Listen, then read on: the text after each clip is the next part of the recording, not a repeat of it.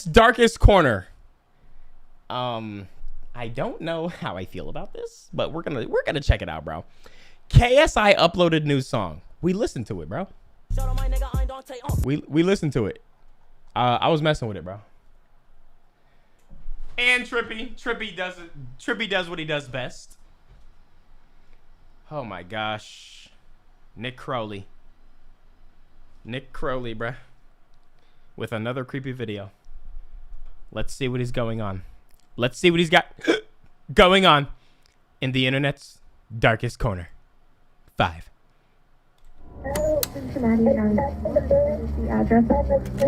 I'm not even scared. The following video contains scenes that may be upsetting and distressing for some. Topics include and abuse. Viewer discretion is advised. LCP, I don't ask, with the 10 gifted subs. Thank you, dude. I appreciate you. No. Like, actually listen. I appreciate you. Because you didn't have to do that. You didn't have to do that, and you did, bro. Thank you, man. I hope your life is amazing. Hello. Cincinnati 911. I'm still in my bed. I'm trying to 7 years. I'm still taking off. It's 3:16 p.m. on April 10th, 2018. A 911 operator receives a call from 16-year-old Kyle Plush, who had just experienced a freak accident. In the minutes prior to this call, Kyle had just arrived at the Seven Hill School in Cincinnati, Ohio for a tennis match. He had been driving a 2004 Honda Odyssey, a minivan that featured 3 rows of seating, with his gear for the day's match being stored in the very back. Wait, he was driving? In order to retrieve it, Kyle climbed to the back of the vehicle and reached over the 3rd row seating, extending his body as far as it could go in order to grab his equipment, when suddenly, the seat's folding mechanism was engaged, causing it to collapse into its storage position, taking Kyle with it.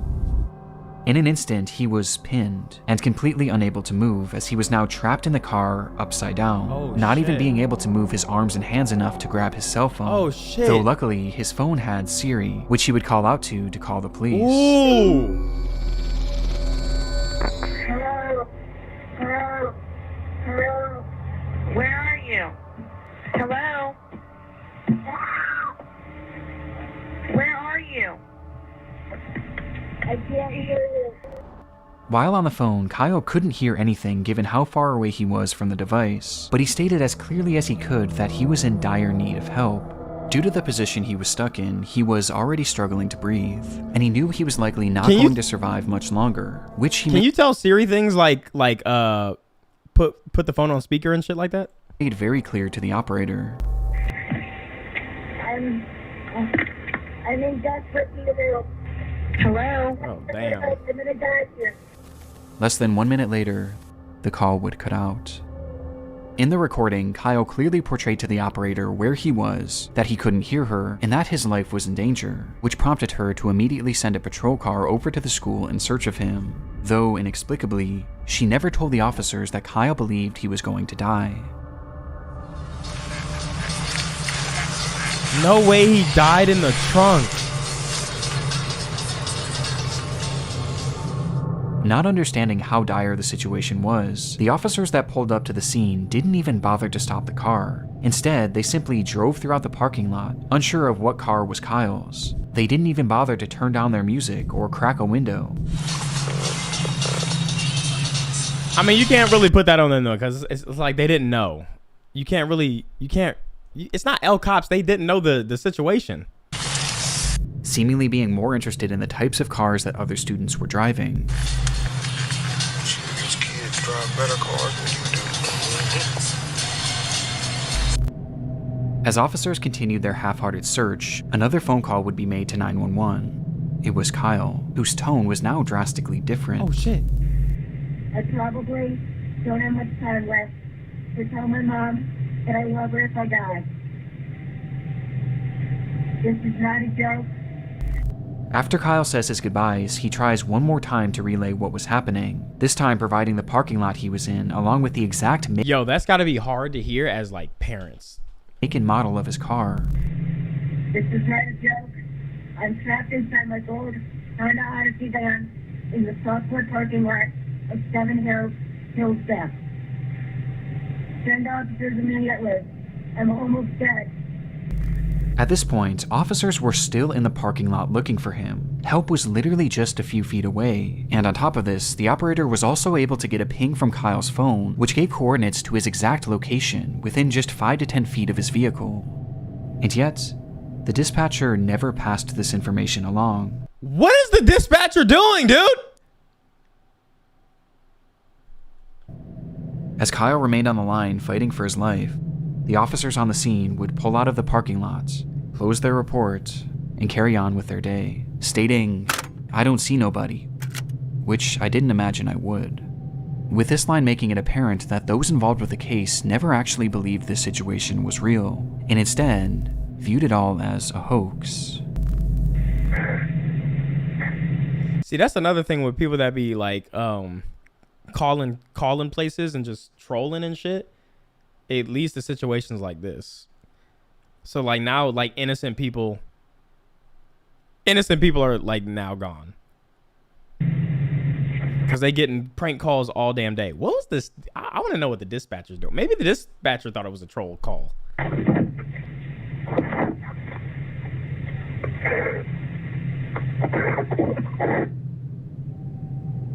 Just minutes later, Kyle would go quiet, and the phone would disconnect for a final time. It would take 6 hours for that trunk to be opened. Damn. And not by the police, but instead by Kyle's father. Oh, shit. Who had no idea that any of this had taken place, seeking out his son's vehicle only to find Kyle flipped upside down in the trunk. He had been dead for hours. Oh, shit. Despite the circumstances, Kyle did everything right. He remained calm, he was respectful, and he described exactly where he was and what his car looked like. And yet, the police never really bothered to take his case seriously, instead believing that this was all just a prank. And had the dispatcher simply relayed how serious the situation was, and had these officers just gotten out of their car to look more thoroughly, Kyle Plush most likely would have survived. As a result of the mishandling of Kyle's case, his parents, Jill and Ron, were awarded a $6 million settlement with the city of Cincinnati. Though even more importantly for the couple, they vowed to do their part to assure that mishandled 911 calls of this nature never happen again, as they've gone on to consult with various emergency call centers to tell Kyle's story, somehow taking this horrible accident and I'm not gonna lie, like, he was 16 years old. It should be 16 mil, bro. selflessly turning it into something positive for the rest of society. That dispatcher, she needs to lose her job. I ain't gonna lie. Today, these phone calls remain relics of a grave error made by law enforcement, and a life that never should have been lost, with these recordings now being forever immortalized in the internet's darkest corners. That was just the first video, bruh! Clearly shows the metamorphosis possible using computer graphics. We're going to play a game! Is it hide and seek? Yes, it's hide and seek! I am sick and devastated. Is this your intro, my nigga?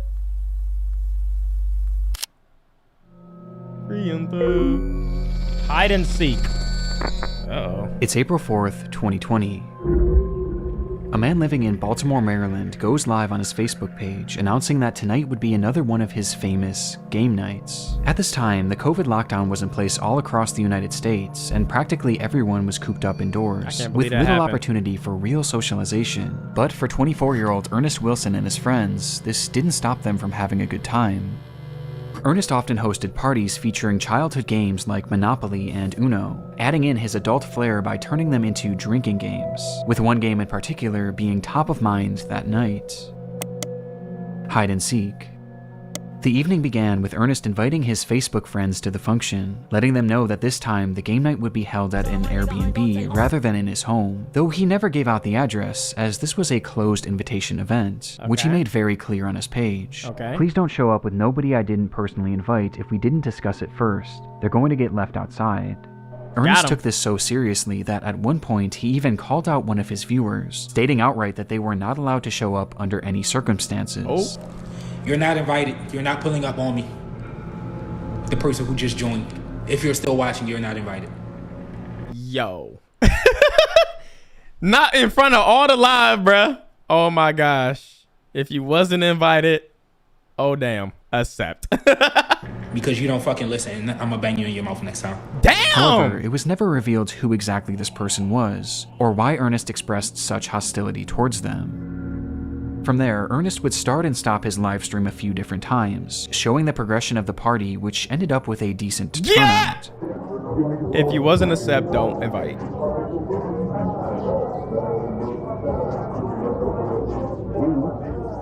Bougie. And by 2 a.m., with there being no signs of slowing down, it was time for the main event.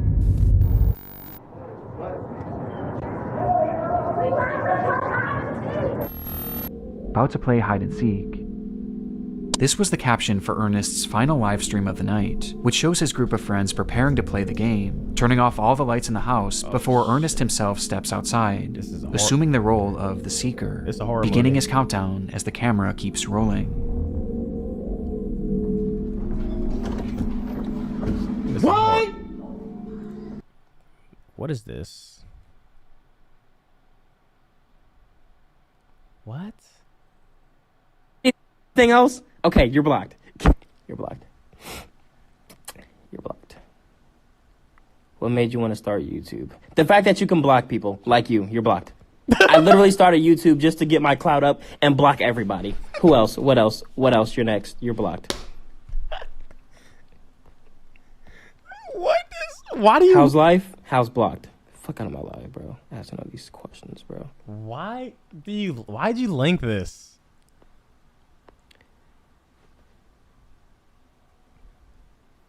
What's the most songs you like? What songs do I like the most? Jesus Christ. My favorite song in the world is The Block is Hot, and you're blocked right now. Get the fuck out of my life. So sick of this shit. Oh God. Bro, I'm fucking joking. Nobody got blocked, bro. I'm just fucking around, bro. Jesus Christ. Some people really think they're getting blocked. Bro, I'm obviously joking around, bro. Oh my gosh. Some people really like, oh my God, this is the perfect example of when I do shit and then people are like, yo, yeah, he let this shit get to his head. Dude was on his stream last night just blocking people, like banning people, like, and it was supporters. Like, dude, what? Why are y'all spamming? Don Gay. I'm gonna look up this account right now. I'm gonna look up this account right now and block this account. Actually, I'm gonna see. Let me see. AUS. Oh, that he don't got this stupid ass name, bruh. There's no way he has this stupid name anymore. AUS.1069. What is this name? This nigga doesn't even exist anymore. Yo, I looked up the account and there's just some old black man. Okay, that's not it. Somebody asked me how my day was, and I said, don't worry about it, you're blocked. Relax, bro. It was a joke. It was a joke.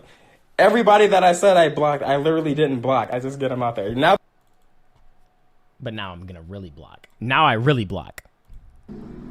2, 3, 4, 5, 6, 7, 8, 9, 10, 11, 12, 13. I can hear y'all. 14, 15. I can see y'all. 16. You supposed to close your eyes, dude. 27, 28, 29. Yo, Pink Flip Flop, thank you for the prime sub. Ready or not? How come you don't go live anymore on it? After a long 30 seconds, it was time to find his friends, with Ernest starting his search inside the home. Ain't nobody in this bathroom. I didn't think nobody. Fuck. Oh, alright. His ass.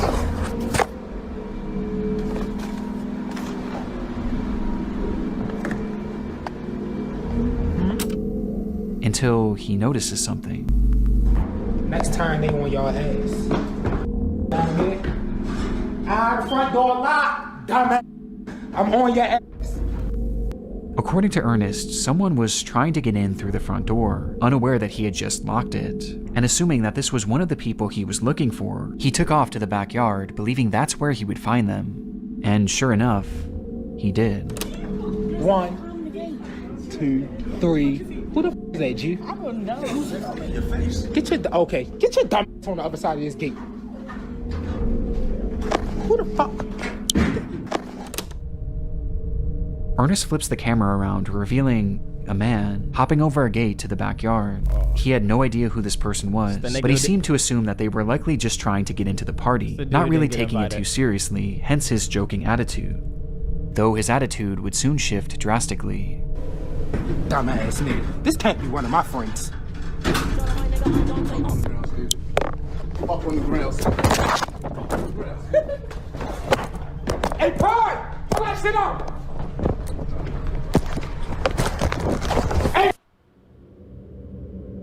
In this moment, Ernest's live stream cuts off, and he would never go live again. According to those at the party, this unknown man hopped the fence and brandished a gun, stating that he was there to rob the place, being followed by one other person whom the group also failed to recognize. Ernest tried his best to run, but was eventually caught in the house, where after a few minutes, and for reasons unknown, the man seen hopping the fence fired his weapon, striking Ernest twice and ending his life. The killers quickly fled the scene without harming anyone else, or seemingly without even taking anything. The footage is highly disturbing, knowing that we're witnessing the final moments of a man who was just having some fun with his friends. But what makes this so much darker is that we have no idea who this person is, or why they did what they did. Even after 4.5 years, Ernest Wilson's killers have yet to be identified. What? Detectives working on the case have theorized that this was likely a robbery gone wrong, potentially spurred on They didn't even take anything. by Ernest's posting habits, as to put it bluntly, he was a drug dealer, as on his Facebook page he often showed off huge amounts of his product, including during a live stream he did on the very day of this party. And also on the same day, Ernest had made a post about how much cash he had on him, essentially putting a target on his back. Online, some have theorized that this botched robbery may have been committed by the person that entered Ernest's livestream earlier that night, which caused him to have that intense reaction.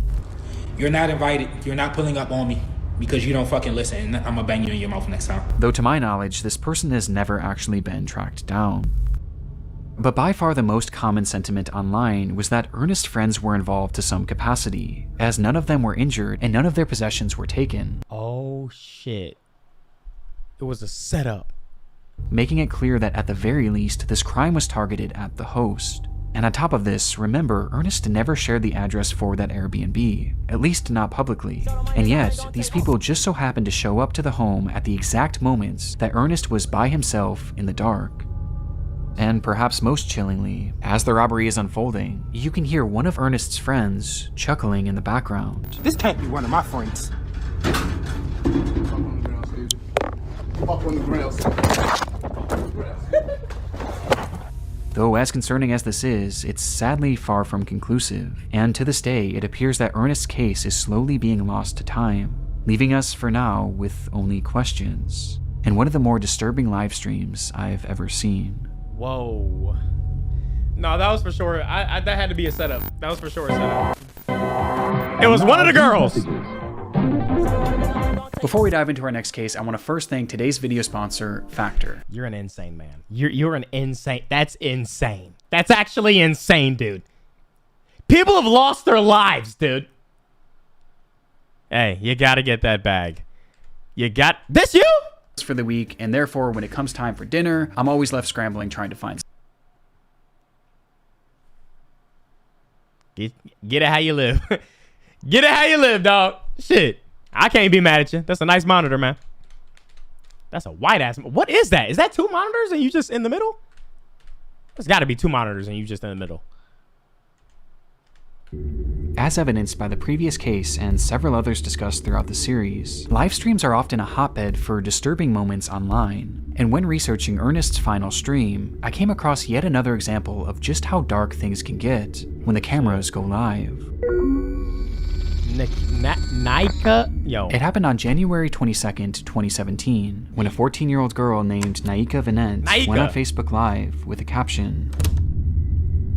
I don't want to live no more. In the stream, Naika discussed how difficult life had been. Throughout the years, she had been placed in and out of countless foster homes, where her treatment ranged from poor to straight up abusive, with this constant mistreatment leading her to just want it to be over already. And based on the title of the stream, it was clear what her intentions were going to be. As the livestream progressed, hundreds of people flooded into the video to see what exactly was going on, as word quickly spread that something horrible was about to happen, though you wouldn't know it by looking at the chat.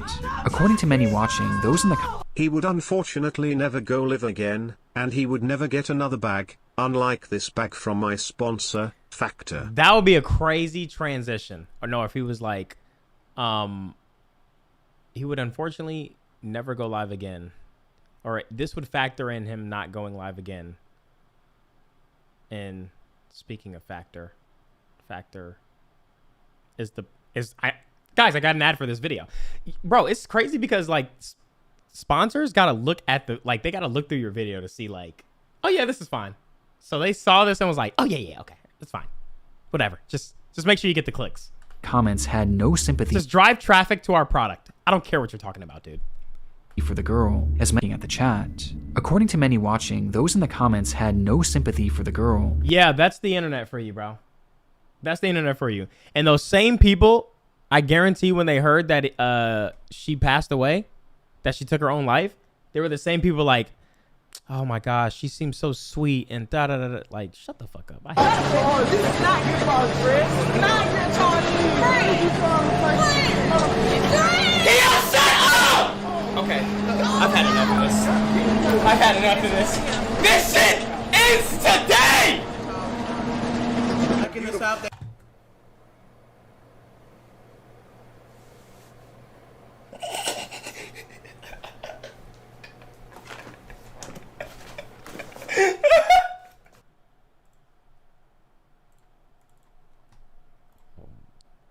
As many actually mocked her, calling her names, and even commented laughing emojis, as she desperately Trash ass internet. I hope the worst for everybody that was in that live that was making fun of her. I hope the worst for everyone. I hope bad karma to you and your loved ones. tried to open up, with those same commenters viewing this not as a cry for help, but as a cry for attention, outright pushing her to carry on with these intentions. And tragically, she did, all while the camera remained rolling. However, even after they need to show all the names, bro. They need to show all the names of the people. She followed through with this, the behavior of her chats didn't stop. Whether they assumed it was fake or just didn't care either way, the hateful barrage of insults actually got even more vile once she had obviously passed away. And this went past just words, as people who knew her actually began making parody videos of the girl, replicating the position she was dead in, all while her livestream continued running. It would take over an hour before police would finally be called and retrieve her body, with the stream being shut down by Facebook shortly before. It was an awful situation all around, but what I found most saddening about this was her final reason for doing what she did, as she stated simply that she just wanted to be with her real mother, who she loved so dearly. And this was something that seemed to be the plan all along, as her mother, Gina Alexis, claimed that she too desperately wanted to be reunited with her daughter. And following her daughter's highly publicized death, Gina actually came forward at a news conference to discuss the tragedy. Her biological mother broke down while speaking about her daughter's death. She dreamed of one day being reunited permanently. I have trusted Florida foster care people to care for my baby. Where she blamed the entire foster care system for everything that had happened, believing that they didn't do a good enough job of keeping her daughter safe, and they failed to try and reunite her with Naika. Because of the obvious emotion involved and the overall shocking nature of this case, the news report would quickly go viral, leading to widespread support for the grieving mother. However, this also caused some people to look a bit deeper into what exactly led up to this livestream, for which one piece of information was brought to light that somehow made this case even more upsetting. On the day that Naika's life came to an end, it was revealed that her mother was actually in the stream watching before and after it happened, seeing her own daughter having this mental breakdown, as well as seeing all those people in the chat mocking her, which made people feel even more sorry for Gina as her plight was unimaginable. Though this wasn't the only revelation to come forward, as it was soon realized by the investigators looking into Naika's case that Gina had not only witnessed— This is what happened to Etika. Damn, people will never Facts. take shit seriously. Shit fucked up. No, that's true. They was in his chat. They was literally in his chat spamming clown, the clown emotes and shit like that, bro. I remember that shit. Losers, bro. As it was soon realized by the investigators looking into Naika's case that Gina had not only witnessed all of these people laughing at her daughter and egging her into ending her life, but she had also joined them as well. Hashtag ADHD games played, you sad little DCF custody. That's why you are where you're at. For this and egging her into ending her. Wait. That Gina had not only witnessed all of these people laughing at her daughter and egging her into ending her life, but she had also joined them as well. Hashtag ADHD games played, you sad little DCF custody. That's why you are where you're at. For this dumb shit and more, you keep crying wolf. You dead, you will get buried, life goes on after that doesn't listen to their parents, trying to be grown, seeking boys and girls' attention instead of her books. In a live stream where one of the last things Naika ever said was that she desperately wanted to be reunited with her mother, that same mother was not only watching, but actively pushing her to follow through on her plans, leaving this comment where she outright says that it doesn't matter if you live or die, life goes on. And it got even worse. The media also discovered that the reason Naika had been removed from her custody to begin with was because Gina had beaten her 30 plus times with a belt when she was only 6 years old. On top of this, Gina often texted Naika saying that she wanted nothing to do with her, despite the young girl frequently reaching out and begging to be part of her life. Eventually, Gina would tell Naika's caseworker that, "The girl is y'all's problem, I'm done with the games," before sending Naika middle finger emojis when all she did was ask to see her brother. And this is all amongst other things that are far more horrendous that I really don't want to get into. And yet, after Naika's death, Gina had the audacity to go on television in an attempt to garner sympathy for a death that she— Oh, yo. It's like, bro, after having Demir, it's like, how can you look at your own creation and wanna harm it? Like, what? Someone that you created, how can you look at them and want to harm them, like hurt them? Bro, it's hard. It'd be hard for me when Demir's doing something he's not supposed to be doing, like touching something or picking up a hammer. He pick up the hammer and I say no. He'd be like, please. No, nigga, give me the hammer, bruh. No, nigga, give me the hammer, bro. Like, why are you doing that, bruh? He clearly contributed to. I don't understand. I really don't understand how some people are like get the privilege of being parents. Like, chat, y'all gotta realize it's so difficult to bring a life into this world, and for you to do that and treat her like that, I don't understand, bro. There's some people who wish they could have children. There's women who wish they could have children and can't. Saying that all she wanted was to be the girl's mother, despite rejecting her at every turn. And honestly, this is where I thought this entire story would come to an end. Nigga, there's more? Until I noticed something strange when I was editing this video. Naika's Facebook page is still active. It's the mother.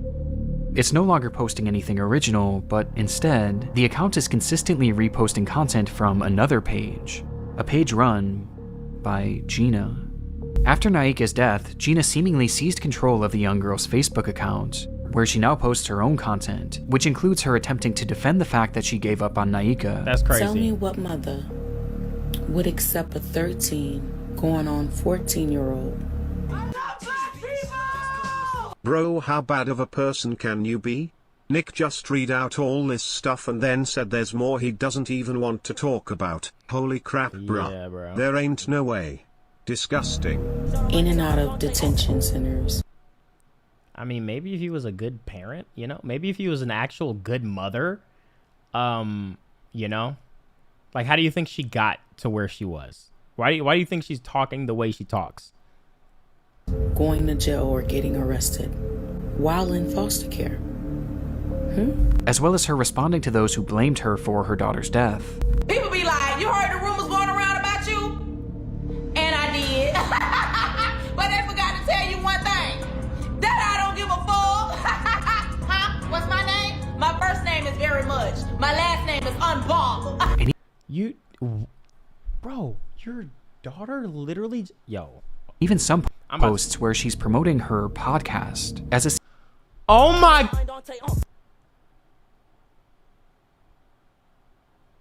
Do you believe I gave...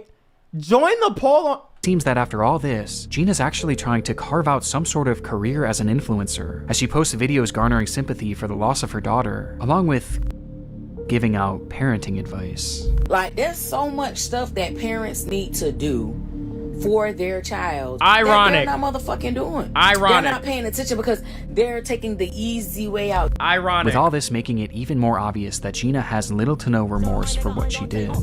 That's crazy, bro. That's actually crazy. That's disturbing. On the 11th of June, 2009, a young man named Eugene Latta took to an urban exploration forum and wrote in broken English, "Hello, I'd like to tell you about Odessa catacombs. I know where Odessa this is is going. not far from the capital of Ukraine, Kiev. Under Odessa consists the biggest catacombs in the world. Their total length is more than 2,500 kilometers, so these catacombs are much bigger than the Paris catacombs. During World War II, a lot of citizens were hiding in the catacombs. A lot of them used to live there for a year and more, so even today it is possible to find weapons, equipment, and even dead bodies. Every year a lot of explorers get lost and even die there." And they still do this. His post was accompanied by a series of photographs from the underground labyrinth, which stretched over 1,500 miles, its paths winding aimlessly deep below the surface of the earth. The structure was mainly the result of limestone mining many years ago, though despite this, it was never properly mapped, and was, conversely, not often explored, essentially being a pitch-black maze to nowhere. Given that the area wasn't well known back in 2009, the post was met with amazement. Fellow urban explorers applauded the location and the photographs that Latta had taken, wanting to see even more, and since he was a native of the area, Latta delivered. Oh shit, he got a high off the excitement of other people, and he took it too far, god damn it. To all, if you want, I can add more photos. As I said earlier, a lot of people get lost and even die under Odessa. Maybe this photo will shock you. It's the dead body of a 19-year-old girl who had gotten lost in the maze. Though it's censored here, the image shows 3 young boys staring blankly at the camera as they stand behind a badly decomposed body. Understandably, this image caused a lot of intrigue on the forum as other users began to press for more information, and sure enough, it was a story that Latta knew well. 3, 2, 1. Happy New Year, everybody! Happy 2005! It was New Year's Eve, the final day of 2004, when a group of teenagers made their way down into the catacombs to begin their celebration. This wasn't super uncommon at the time, as many of the entrances to this labyrinth were very easily accessible. This one in particular just so happened to be located directly next to the public school, School 56, and had just been left wide open, making it the perfect place for friends to sneak a few drinks.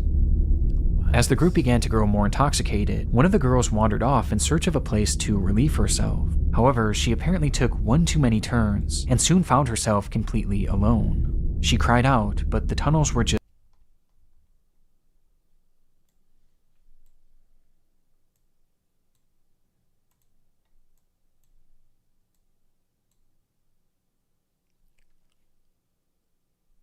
We are watching the internet's darkest corners.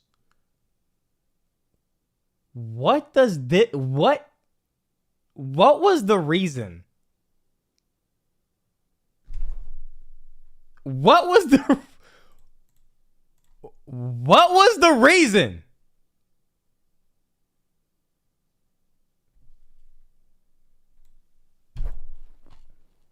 just too complicated. Each step she took led her more and more into obscurity. Her friends tried to find her, or maybe they didn't. We really don't know. I can't but in do their drunken shit. State, they left I can't do shit, man. the tunnels without their The real horror. Oh yeah, you're banned. friend, and never went back to find her. Wait, what? Instead, her friends tried to find her, or maybe they didn't. We really don't know. But in their drunken state, they left the tunnels without their friend. Oh shit. And never went back to find her. Oh no. If she did have a flashlight, it wouldn't have lasted long, and for days she likely wandered deliriously through that pitch black maze. Until after what was likely at least 3 awful days, she passed away. Yo, chat, y'all be careful, bro. And buckle up. Like, buckle up. With her body being found approximately 3 miles away from the nearest exit. And looking at one of the only attempted maps of this tunnel system, she never... Wait, that's a map? stood a chance. Perhaps it was dehydration or hypothermia that killed her. That ain't shit but boxes, bro. But according to some, based on the photo, the corpse appears to have its skull caved in, implying that in a desperate attempt to end her anguish, she may have bashed her head against the wall until she passed away. Oh, shit. Her name was Masha, and she was only 19 years old. Oh my God. 3 long months later, in April of 2005, Lata and his group would stumble across the body, immediately reporting their findings. It's a twist. They killed her, didn't they? To the police, though law enforcement refused to even try and venture down there in order to retrieve her, as they knew just how dangerous and unmapped this environment was. No, they killed her. It would take 2 long years for her body to be recovered, thanks to a friend of Lata writing a strongly worded letter to the government that included a photo of Masha's body. The story is unimaginable. To be trapped in a place like this with no means of escaping. Oh yeah, true, it was already decomposing. But it's just like weird, like he'll throw it, when he tells his stories, he throws in little, like a certain detail that you think is like, oh, it's just another detail, like, oh. And then he circles back to it later.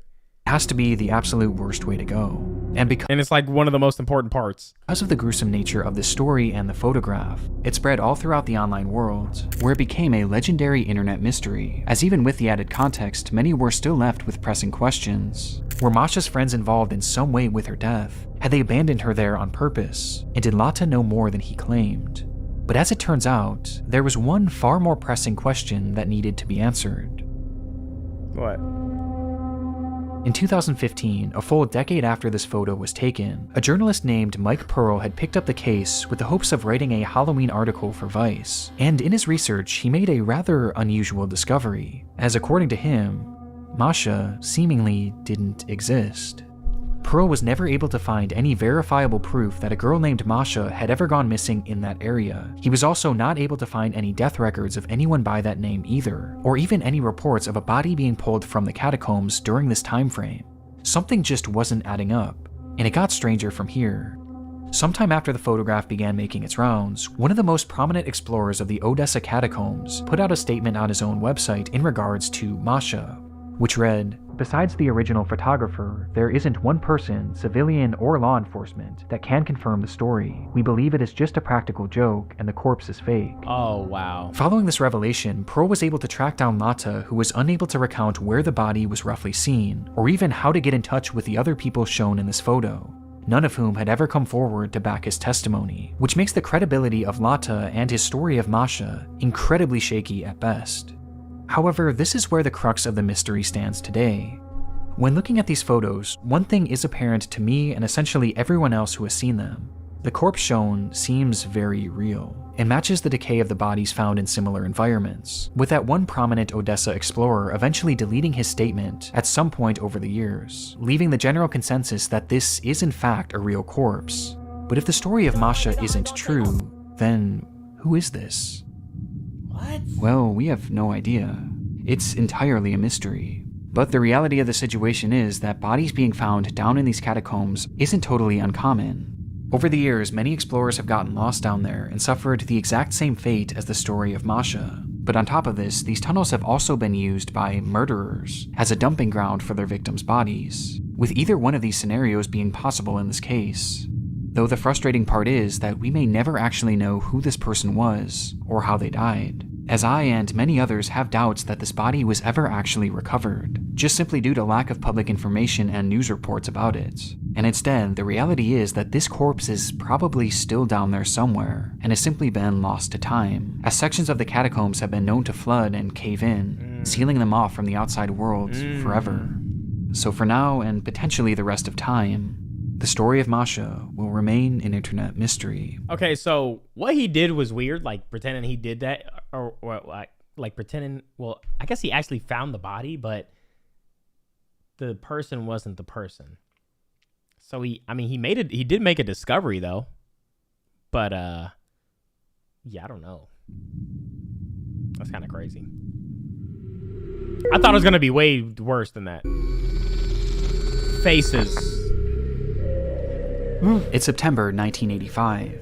A hunter trudges through the wooded terrain of Christie Creek, Montana, on the trail of something big. He had been hunting a large black bear and managed to land a single shot, causing the animal to take off, leaving behind a trail of blood. He followed this trail all throughout the remote region before stumbling across a shallow ditch, where he would find a body. Oh shit. Though not the body of the bear he had just shot, and rather, the body of a woman reduced to bone. The remains were quickly sent off for forensic analysis, though very little could be determined other than the fact that she was a young woman, and that she had been murdered, as they found 2 bullet holes in her skull. Ooh, With there being shit. essentially no other information to go off of, a special team at the FBI started creating a composite of what this woman may have looked like. This was the result. Okay. Come on now. This was their first attempt at depicting Miss Jane Doe, who they would later dub Christy Crystal Creek, though it wouldn't be their last. Don't do her like that, bro. Okay, bro. I know she's looking from wherever she isn't like, yo, bitch, that's not me. The uncanniness of these depictions is undeniable, and recently I've fallen down this rabbit hole of disturbing police sketches and recreations. As though these can often be very helpful and do lead to legitimately good results, there are often times where they appear almost non-human, with many examples like Christie's being shared online on the FBI's website in order to enlist the public's help in identifying these victims, with one of the more notorious examples coming decades later in 2014. The discovery was made on June 5th of that year, when a group of highway workers were mowing grass in the town of Geneva, Wisconsin, when they noticed a pair of strange-smelling suitcases. Ugh. Inside them were 2 bodies belonging to 2 women, both in various stages of decomposition, and both appearing to have been strangled to death. One would quickly be identified as 37-year-old Laura Simonson, while the other was in much worse shape, and distinguishing her facial features proved extremely difficult. But this didn't stop them from trying. Okay, dude. This is one of the more infamous examples out there due to just how unnatural it appears, with the face of this woman being turned into a meme and even being used in a video game. Dude! But to me, there's one example that Okay, well, it's not her. It's not actually her, because there's no way, like, I don't know who sketched this, so it's not actually her. But damn, bruh. I've never been able to shake. Nigga made a whole video game using what is meant to be representative of a woman who passed away. Like, dog, are you good, bruh? As the entire story and its recreation gives me such an uneasy feeling. The discovery was made all the way back in April of 1977, when a couple in Alberta, Canada had returned to their often abandoned cabin in order to empty the septic I'll never do a fucking cabin in the woods. I'll never go camping. I never do none of that stupid dumb shit, bro. tank, only to find a body floating inside. The body was in brutal shape and showed signs of extreme torture, as the man had been beaten, mutilated, burned with cigarettes, and even shot multiple times. Jeez. And due to the condition of the body, You already did. Oh shit, you're right. Okay, well, that was with a group. Even then, that's dumb, because in the movies, they always go with a group and they all end up dying. But that was the last and only time. it was impossible to identify him, though regardless, a recreation was made, and using a computer model of the man's skull, they slowly pieced him together.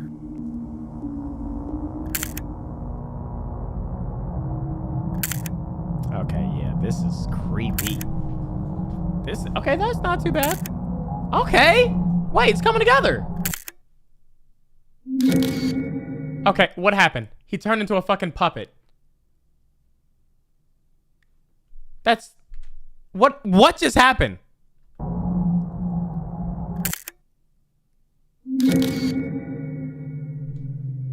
He would later be dubbed Septic Tank Sam. There's something so depressing about these composites, as these are real people with real stories and real names, that have been reduced to these horrifying images and tacky nicknames. Yeah, but there's like- another side of these police sketches too, as when dealing with victims it's obviously incredibly sad, but when dealing with suspects, these off-putting identities can be outright horrifying. Over the years, there's been numerous unidentified killers who law enforcement were not able to positively identify, forcing them to turn to these same methods of sketching and recreating, with one of the darkest examples being that of the Lake Bodom killer.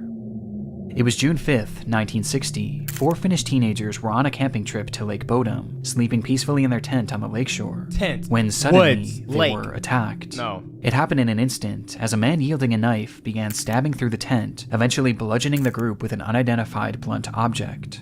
That night, 3 of the teens would be killed, while one managed to survive with substantial injuries.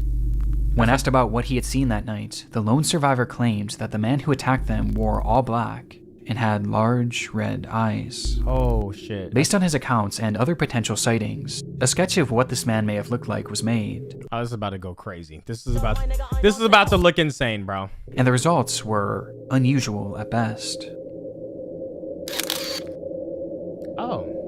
With this man going on to garner the appropriate nickname of Bug Eyes McLip due to just how unnatural his facial features appear, especially his eyes. In fact, there's something. But you can kind of make out a person from this. Like the eyes are kind of wide, but this is not bad. Something unnatural about all of these recreations. Now this is just crazy.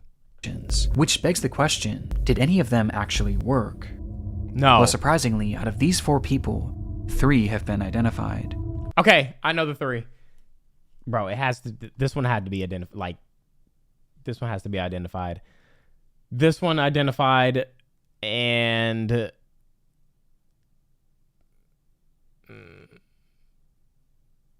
this, I don't know. It's a toss up between these two. I don't know what that, like, maybe the teeth girl. Maybe it was something specific about the mouth that stands out to somebody. So I'm thinking these 3. Christy Crystal Creek would go on to be identified as Janet Lee. Holy shit, I suck. Lucas, a 23-year-old who would be the last identified victim of serial killer Wayne Nance. Janet Lee Lucas have been identified. Yeah, the picture's not even close. Christy Crystal Creek would go on to be identified as Janet Lee. That's terrible. Lucas. They did her a disservice. A 23-year-old who would be the last identified victim of serial killer Wayne Nance, with this identification being the result of improved forensic genealogy. The second and they found her? Let me see. Most notorious example would go on to be identified People don't as take nothing serious, lol. Imagine you're in heaven chillin' and someone new shows up like, oh yeah, we called you Septic Tank Sam by the way. Dude, that's a whole different race. The second and most notorious example would go on to be identified as Jenny Gomez, who had been strangled by Steven Zillich, a man dubbed the Wisconsin Suitcase Murderer. They did her dirty. And despite this recreation appearing to look nothing like Jenny, it was actually the sole reason that she was identified, as one of her family members ended up recognizing these overpronounced cheekbones. Oh, see, I thought it was the teeth. I was like, yo, it's got to be something about the mouth that is like, you know. And that she was identified, as one of her family members ended up recognizing these overpronounced cheekbones and matching them to Jenny. That's crazy. Holy shit.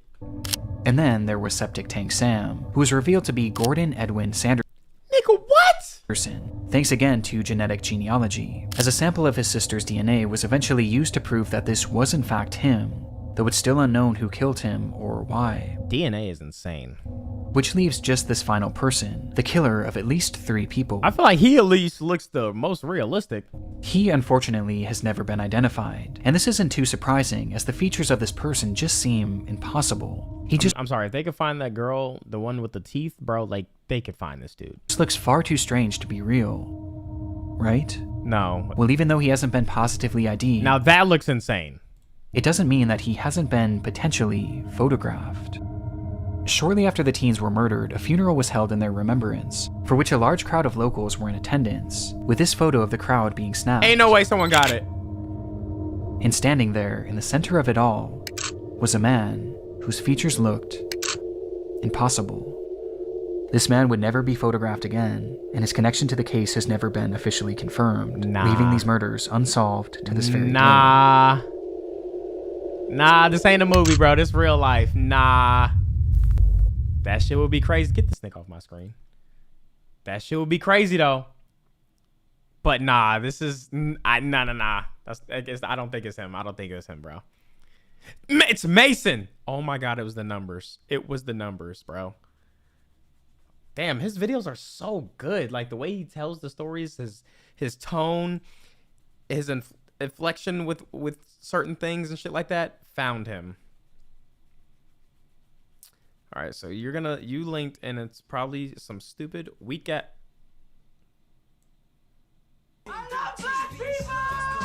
Quick question about the Sparking tournament. What platform is it going to be on, since there's the darkest moments in TV history?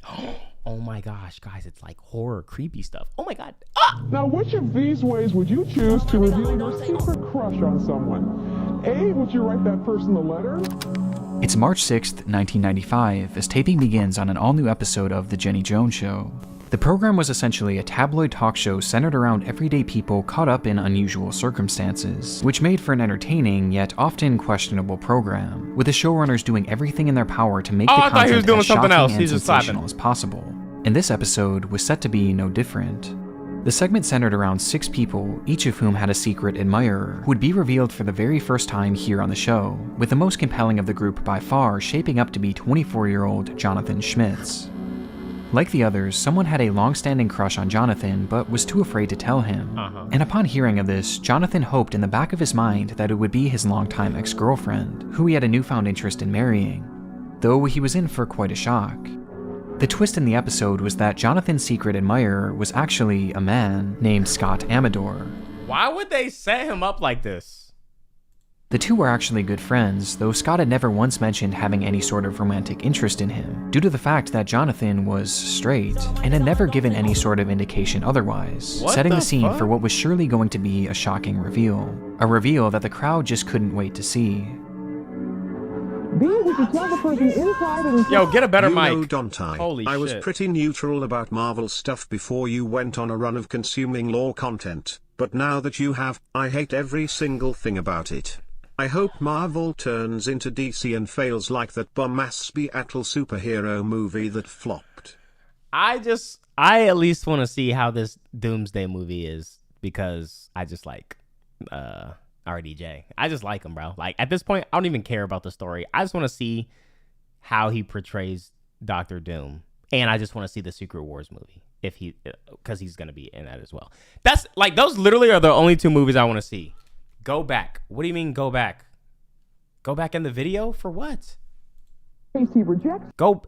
What did I miss? The guy, his best friend has a crush on him, guys. Come on. Oh, to the lore. Or C, would you tell that person that you're gay and you hope he is on national television? How was that funny? How is that funny, bro? Let's make someone uncomfortable for your entertainment. Jenny Jones starts by talking to Scott and a mutual friend, inquiring as to how this crush began in the first place. I want you now to meet Donna and Scott. Now, Donna has been helping Scott pursue his secret crush on John. John's backstage. He can't hear us. How bad's the crush? Tell me about the first time you met him. Where was he? Basically, he was under a car, working on her brake line. Yeah. And that was your first time? What was your first impression? Well, I only saw the lower half of him, so you can imagine. Before she begins to dig even deeper, pushing Scott to disclose as much graphic personal information as possible, just to make things that much more entertaining. And his answers did not disappoint. Okay, you think about you have fantasies about him?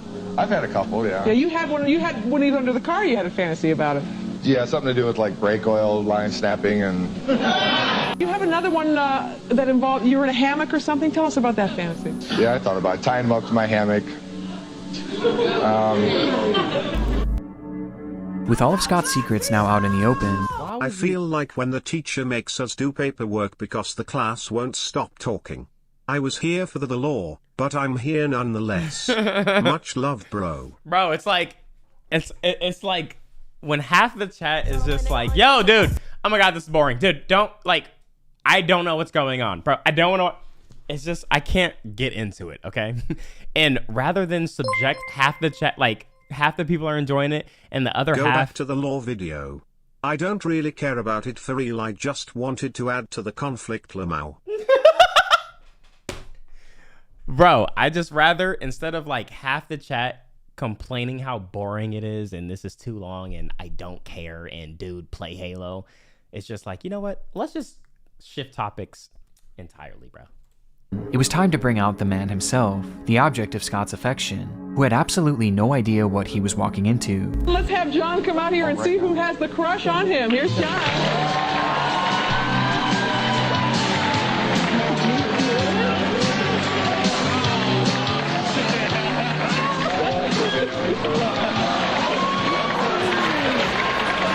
This nigga's so gay, his hair running away from his hairline. What the fuck kinda homosexual devious charcuterie was this nigga trying to get into on 70s television? This is like so crazy. Like, I'm why a big would you Jenny do this? Jones fan, but you not watching this whole thing right. You're trolling. This was the pivotal moment of the show, the big reveal, and perhaps overcome by the excitement of the ratings that she assumed this would bring her, Jenny Jones You said you wanted another Pop the Balloon video. Don't even start. Especially since it did good on YouTube. Heart, guys, pop the girls. Don't even. Now, don't tempt me. Don't tempt me. Don't tempt me, man, because I'll do it. Hardly wait to blurt out who Jonathan's I'll watch admirer it. truly was. Did you think Donna had the crush on you? Did I? No, we're good friends. Well, guess what? It's Scott that has the crush on you. You lied to me.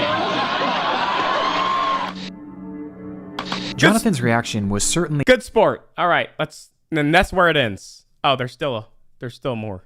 One of shock, but the host wasn't quite satisfied, having one more trick up her sleeve in order to garner an even stronger reaction, as she gives the producers the cue to replay Scott's segment. Oh, bruh, come on, dude. Why would you do this? Where he discussed his fantasies in depth. Before we talk, take a look at, we'll show a little playback of what Scott said and they about just you. laughing, John, bro. take a look at that monitor right down here? there. Well, it entails like whipped cream and champagne, stuff like that.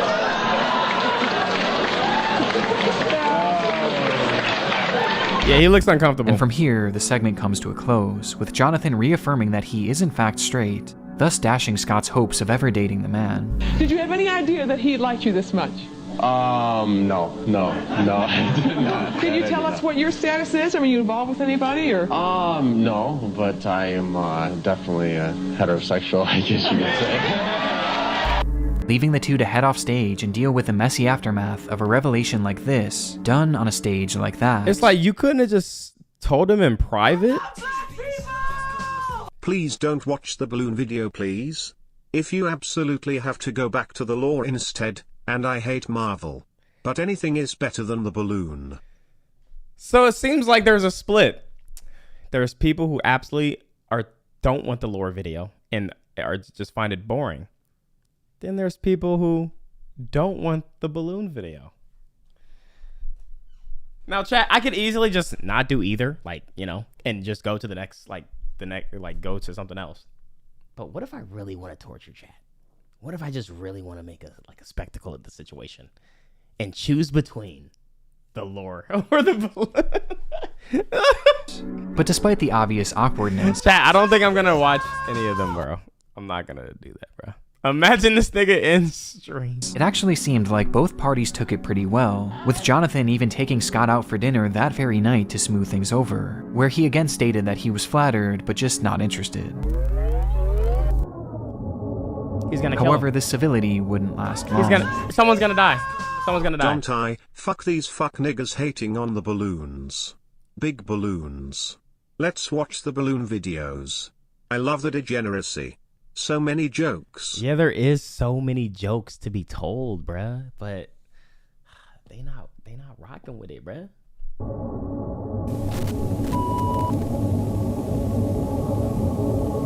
Man, my sister, I think I just got him in. Okay, calm down, okay?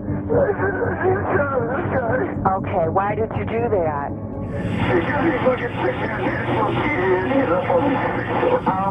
Okay, I want you to calm down. Okay, the gun's in the car.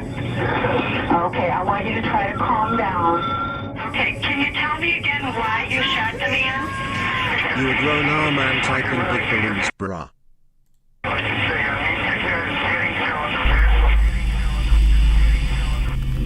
And they was all literally laughing and pointing and Though he didn't say it at the time, the truth was that Jonathan was left shaken and embarrassed by what had happened on the Jenny Jones show. And despite the fact that the program at this point hadn't even aired yet, it was weighing heavily on his mind, just knowing that it would soon be seen by the people. balloons won the poll. Let's watch the balloons. Please. You know, I'm actually surprised by that. He knew, and this feeling was only intensified due to the fact that Scott was seemingly not taking no for an answer, leaving a note on Jonathan's door just 3 days later, writing, "If you want to turn this off, you'll have to use a tool. It takes a special tool." This note was his breaking point. The moment Jonathan read it was the moment he made his mind up. He was going to kill Scott Amador. He left his house right then and there and purchased a shotgun, which he used to break down Scott's door. approaching the man and firing 2 shots at point-blank range, both of which connected, killing Scott instantly. With his mission accomplished, Jonathan sped away from the scene, calling the police shortly after and confessing to everything, stating his sole motivation for doing this being the humiliation he felt from Scott's own confession on that TV show, as well as his continued flirtation despite Jonathan's obvious disinterest. Though clearly this was no excuse to kill, and as a result, Jonathan was arrested and given 22 years in prison, from which he was released back in 2017. Due to the fallout from this episode, it was pulled from the lineup before it even made it to air, but today the full recording can be found across the internet, giving us a look at the stage on which A Killer was made, and a scene that has now become immortalized as one of the darkest moments in television history. Jesus. Who just died in front of you and you worried about some balloons. Yeah, I'm not gonna lie, that's crazy to do that and then like everyone's pointing and laughing and all that shit. It's like, dude, what the fuck?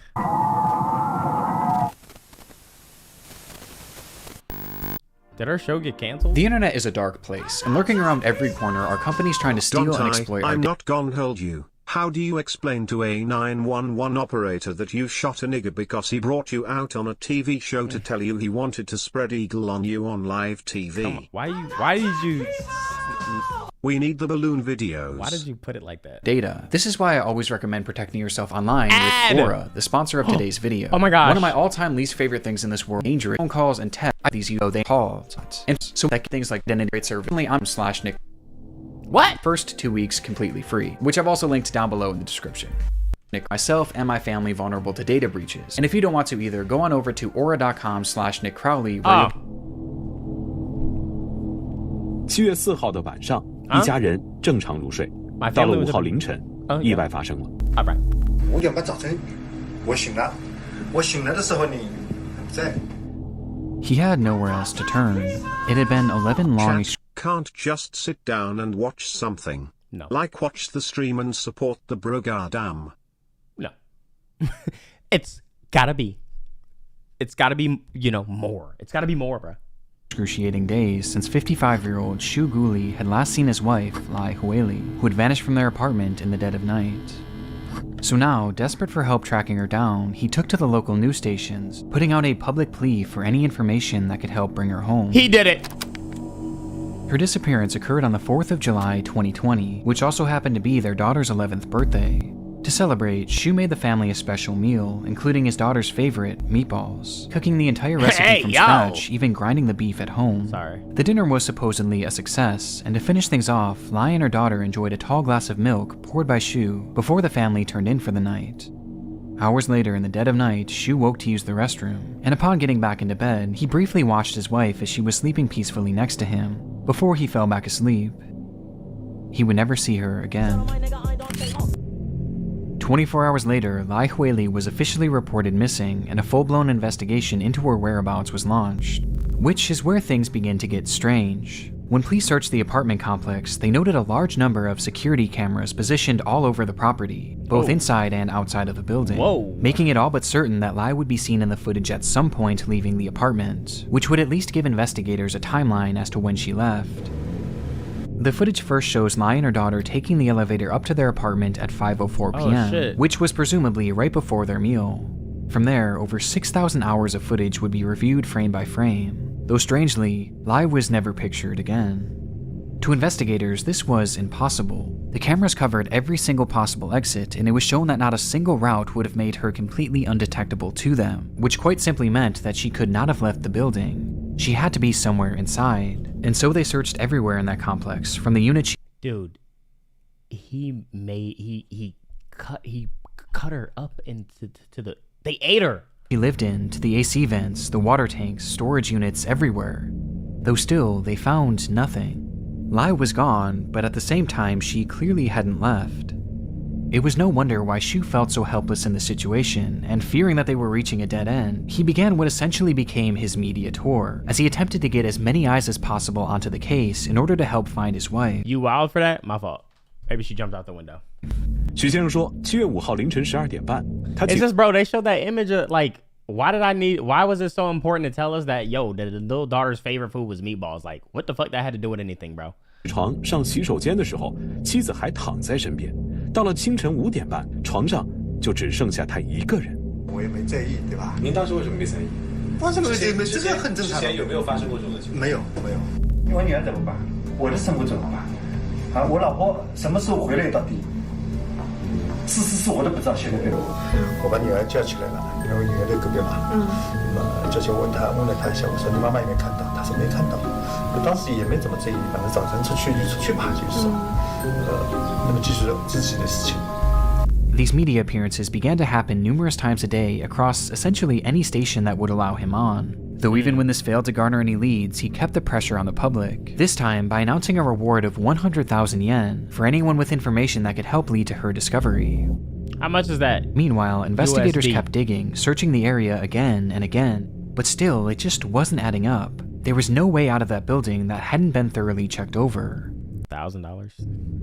Well, except for one.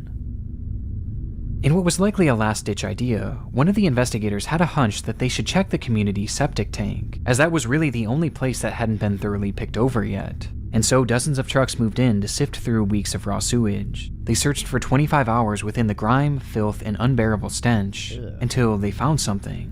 It was an unusual gooey mass that no one could seem to identify, and wanting to know more, they brought the substance back to the lab for testing, only to discover that they had essentially just solved the case. They had found Lai. Oh, you almost got away with it too. Or at least what remained of her. Despite the story Shu had told investigators and the media, things didn't actually happen the way he said they did on that fateful night. Instead, the couple had actually gotten into an argument after Shu had cut his hand while preparing the meatballs, to which he blamed his wife for the injury, causing the two to have a verbal spat. This was supposedly nothing uncommon for the pair, as the marriage had allegedly turned sour years before due to financial strain, meaning that this was far from their first fight. It's always financial. Though it would be their last. Always money, When Shu bro. handed his wife and daughter their milk for the night, each tall glass had actually been laced with sleeping medication, with the drug immediately taking effect and knocking both of them out. And with the house now silent, he smothered Lai with a pillow, thus ending her life. But if this was the case, then how did she end up in the septic tank? Well, Shu had a plan. He had previously purchased several large butcher knives, which he used to cut his wife into smaller pieces. However, this still wasn't enough for him, as he wanted to make sure that every trace would be discarded in the most effective way possible. And so, he turned to the kitchen, and more specifically, the area he had prepared the meatballs in earlier, before proceeding to place her remains through the meat grinder, turning Lai into an unrecognizable mass of flesh that he would then methodically flush down the toilet over the course of many hours. 7月4号的晚上，一家人正常入睡。到了5号凌晨，意外发生了。5点半早晨，我醒了。我醒来的时候你不在。 Despite playing the role of a loving husband and even a victim across his television interviews, this man had actually not only killed his wife, but desecrated her remains in a horrendous fashion. And looking back at some of his answers, it's honestly not all that surprising. 一个人他出不去的，按他的智商，老实说，我这么多年了，在跟他走夫妻了，哎，对他了解，他是出不去的，就是。As a result of he was trying to insinuate that it was someone else. Oh my god. his crimes, Shu Gulai would be sentenced to death, with his execution being set to happen in the near future. Oh shit! What happened to the daughter? What?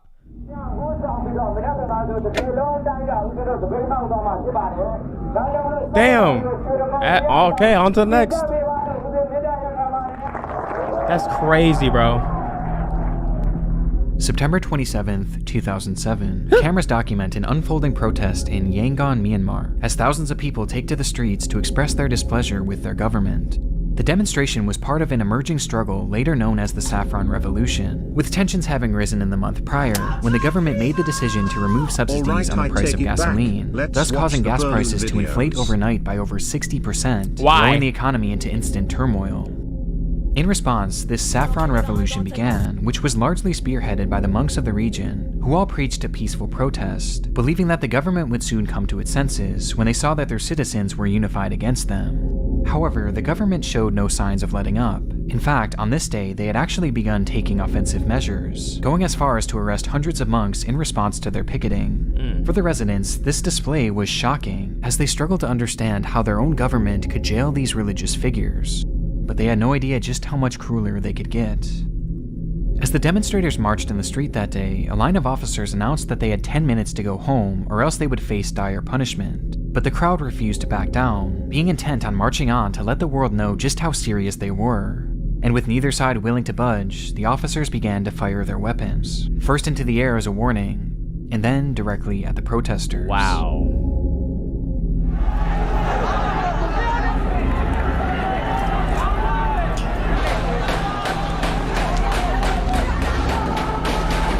What? It was a massacre, with the official death toll being 10 innocent civilians, while others on site that day posited that the number was likely much higher. The footage is disturbing on its own, but there was another layer to this ordeal, one unexpected variable. A man named Kenji Nagai. Nagai was a journalist from Japan with a lengthy track record of reporting on situations in dangerous, even war-torn countries, building up an impressive resume in the journalism community.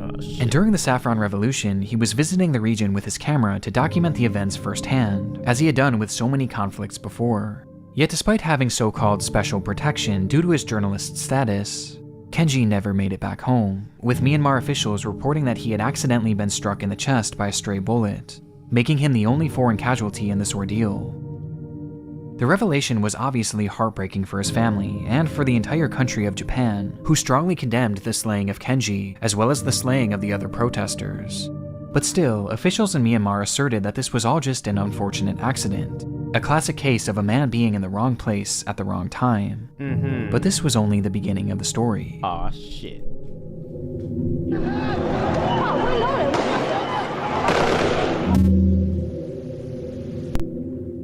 Days later, the Japanese media would receive a video recording of the bloodshed that occurred on that notorious day, when the streets of Yangon turned into a one-sided battlefield, and the contents were alarming to say the least. Oh my god!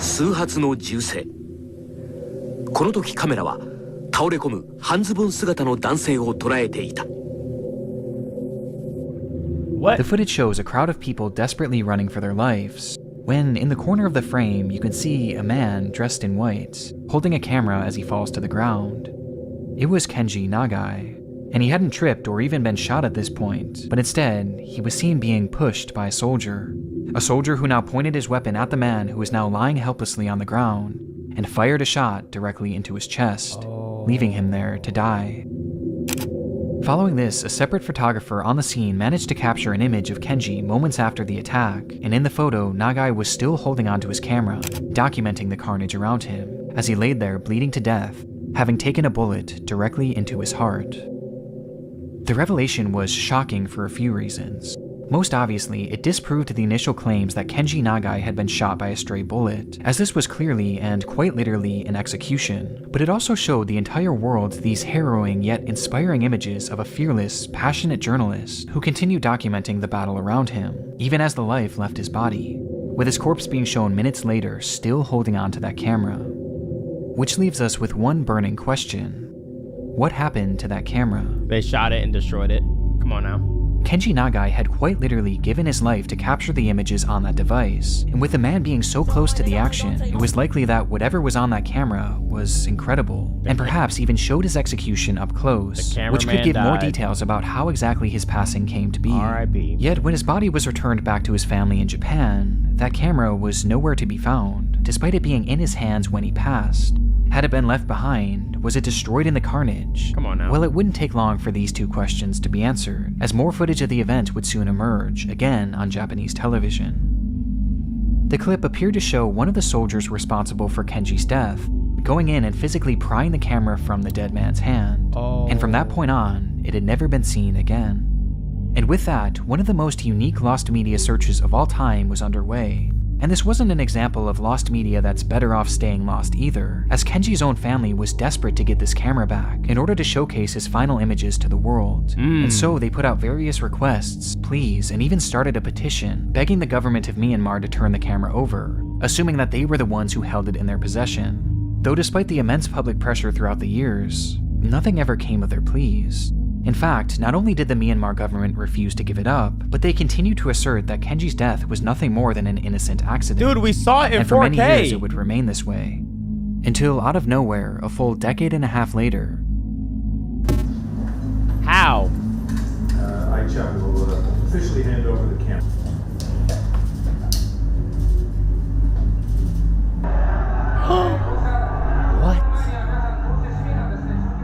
A press conference was held with the family of Kenji Nagai as the camera was finally returned to their possession.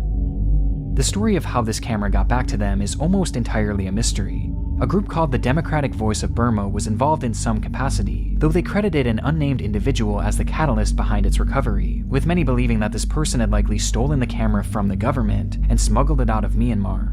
But aside from the speculation, no further information was provided, which was probably done to ensure the safety of the individual involved. And despite having no confirmation as to where this camera had actually been, the family finally had it in their possession after 15 long years. And they've actually gone on to release bits and pieces of the footage from that day to the media, which finally gives us a look into some of Kenji's final moments. Oh, so the full thing hasn't been released.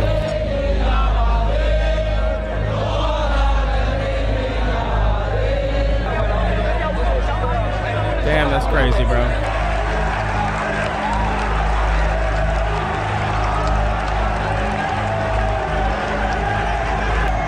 ただいま軍がですね、到着しました。あそこにあるのは軍です。重装備した軍隊だと思います。皆さんこうして市民がですね集結しています。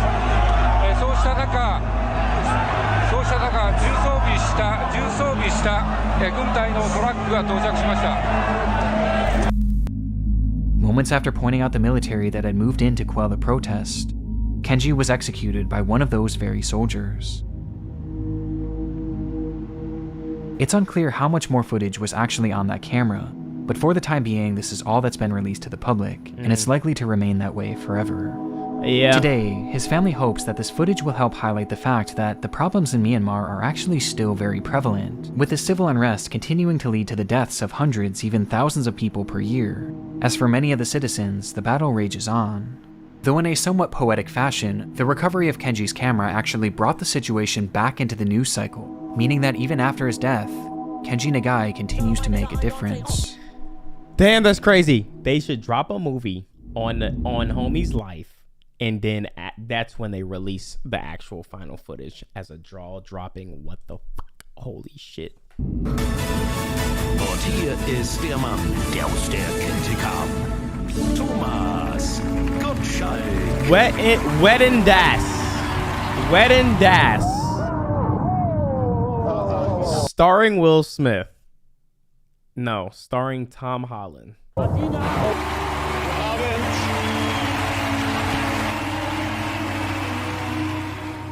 It was always a big deal when Wedding Das would go on air. After all, it was far and away the most popular show in all of Europe, drawing in millions of viewers to see what crazy segments the show would come up with. The premise of the show was that the contestants were given various unusual challenges that they would attempt to complete in front of a live television audience, with these challenges always being somewhat tailored to the contestants' lives. That's nifty. Though these silly challenges would usually be contrasted by someone attempting something a bit more daring, with these stunts often being reserved for people with some sort of special training beforehand, to assure that they were physically and mentally up to the task in order to avoid injury.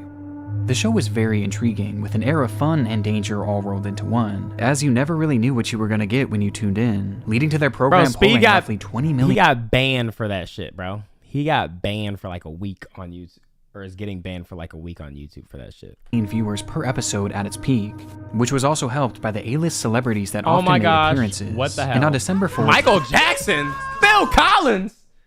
Damn. 2010, the lineup was particularly stacked, with Cameron Diaz being featured as well as just Seth Rogen. Oh my gosh, dude. Damn, this show was a banger. Peak, which was also helped by the A-list celebrities that often made appearances. Yo, thank you for the donation. And on I appreciate December 4th, you. 2010, the lineup was particularly stacked, with Cameron Have a Diaz good being day at work, featured, bruh. as well as Justin Bieber, who was set to perform in front of the millions watching at home. But first, things would start off with a stunt performed by 23-year-old Samuel Koch. Samuel was a stuntman and actor in training, already having one stunt Samuel credit Koch. to his name and a vast amount of training under his belt, making him the perfect candidate to perform. No TC wasn't good enough, or maybe TC was, they just couldn't afford him, bro. Okay, shut up. Perform something more dangerous and physically demanding. With this in mind, Or maybe they just didn't show him yet, dude. Like, okay, calm down. Samuel was given the task But they got MJ, okay, and of jumping over 5 moving cars, each of which progressively gets. Chat, what's more impressive? Jumping through buildings, scaling mountains, dodging explosions, jumping from mountains off of a bike, hanging on the side of airplanes, or singing songs. Oh my God, you can sing a song, dude. Congratulations, bro. Want a cookie? Want a cookie, bro?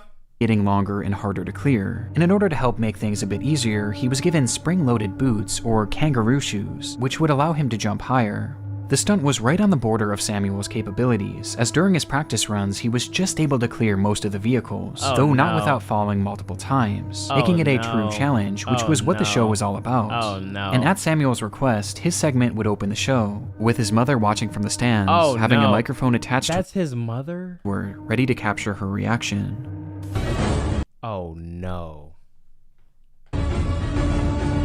Deshalb hier das Timing.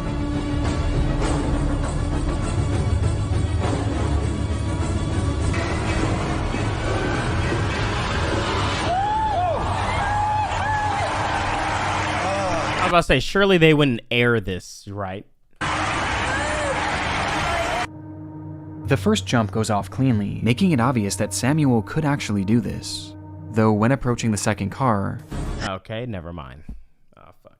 Oh, it was live. Oh, fuck. Oh, God, bro. All right, here we go. Here we go. And this is why, like, I understand why they banned Speed for this. One, so, like, you know, he won't do this shit again. Also, others wouldn't get inspired to do it again, like, to try it and outdo him and do 3 cars, bro.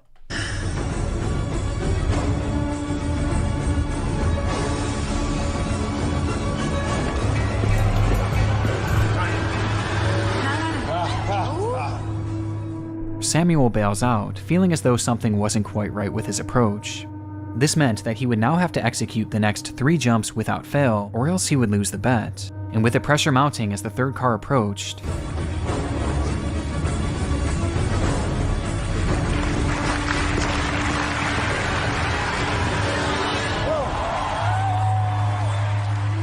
he nailed it, leaving him just 2 jumps away from winning the prize. Though waiting for him inside that 4th car was a surprise. The drivers of these vehicles weren't just employees of the show, they were actually people Samuel knew, all of which had been good friends of his up until this point. But for the 4th car, with the pressure already on, it would be his own father behind the wheel. Oh my God, I don't want to be, oh my God, I wouldn't even want to be involved in something like this, bro. They both look at each other from afar as Samuel raises his hand and his father raises his back, as the two begin towards each other. Oh no, please.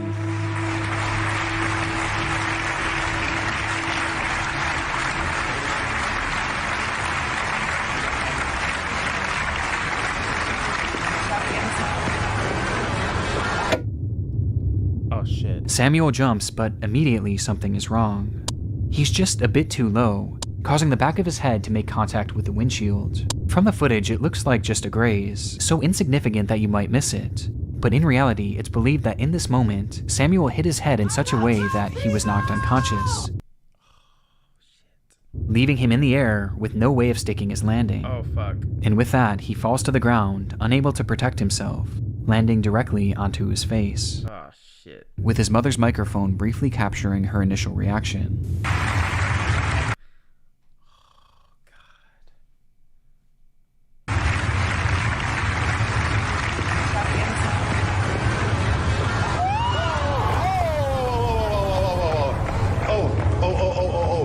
Big wehgetan? Nein. Sofort den Arzt, bitte. Sofort ein Arzt. The camera cuts to one of the judges, whose face tells us just how bad the scene is. Samuel isn't moving and is totally unresponsive. Even as his mother runs from the stands to comfort him, he doesn't move an inch. Even worse, the program was beloved due to the fact that they aired no commercials. It was a live feed for as long as 3 hours, meaning that they had no commercial break to cut to. And remember, this was the very first segment.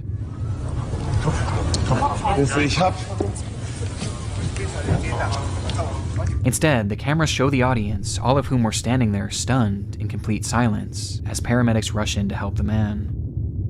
It would be several excruciating minutes before the host, Thomas Gottschalk, announced that the show would be cancelled for the evening, ending the program early for the very first time in its history. Dankeschön, bis gleich, hoffentlich.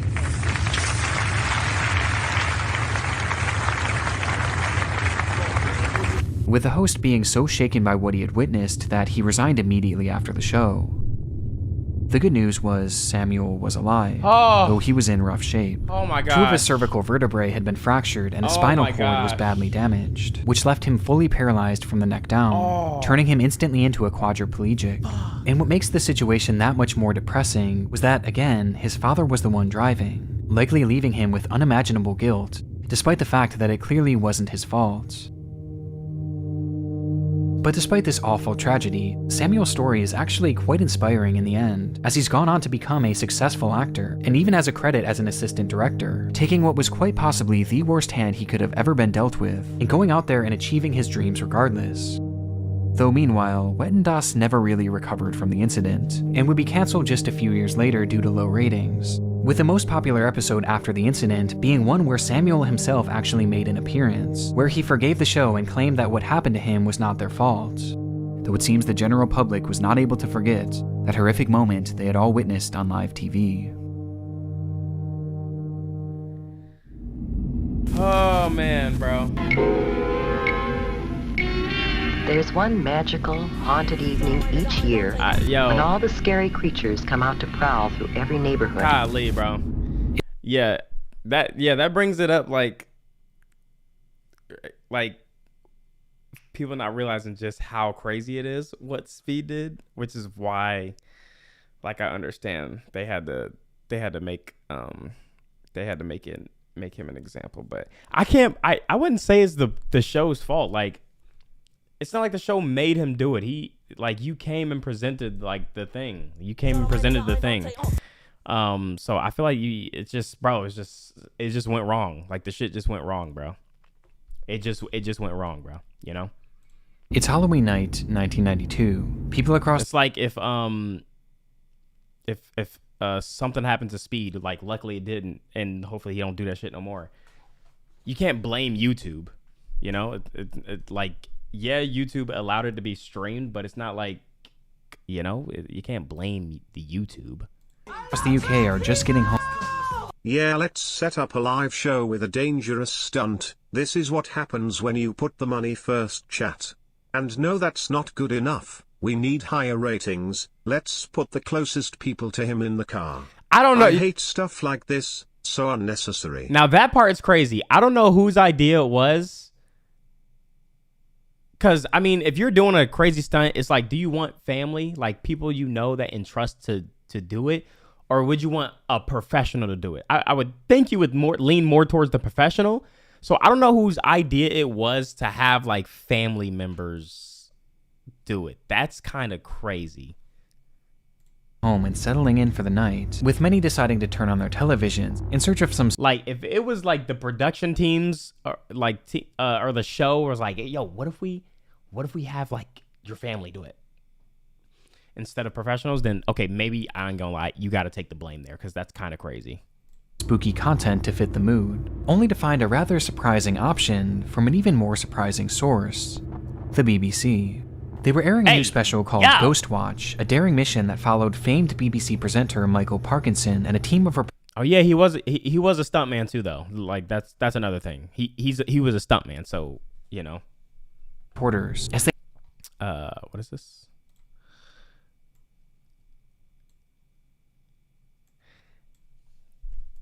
You made a Doom. Oh my gosh. You made a Doom one. Okay, so look. I can't put this. I can't use that. I can't do that. I can't use this right now. I can't use this right now because I feel like I really don't like know him like that, and I would be dick riding. Like I literally just seen his origin story. Okay, I just seen his origin story. I need to watch more videos, bro. I need to watch more videos. Definitely gonna, download it though.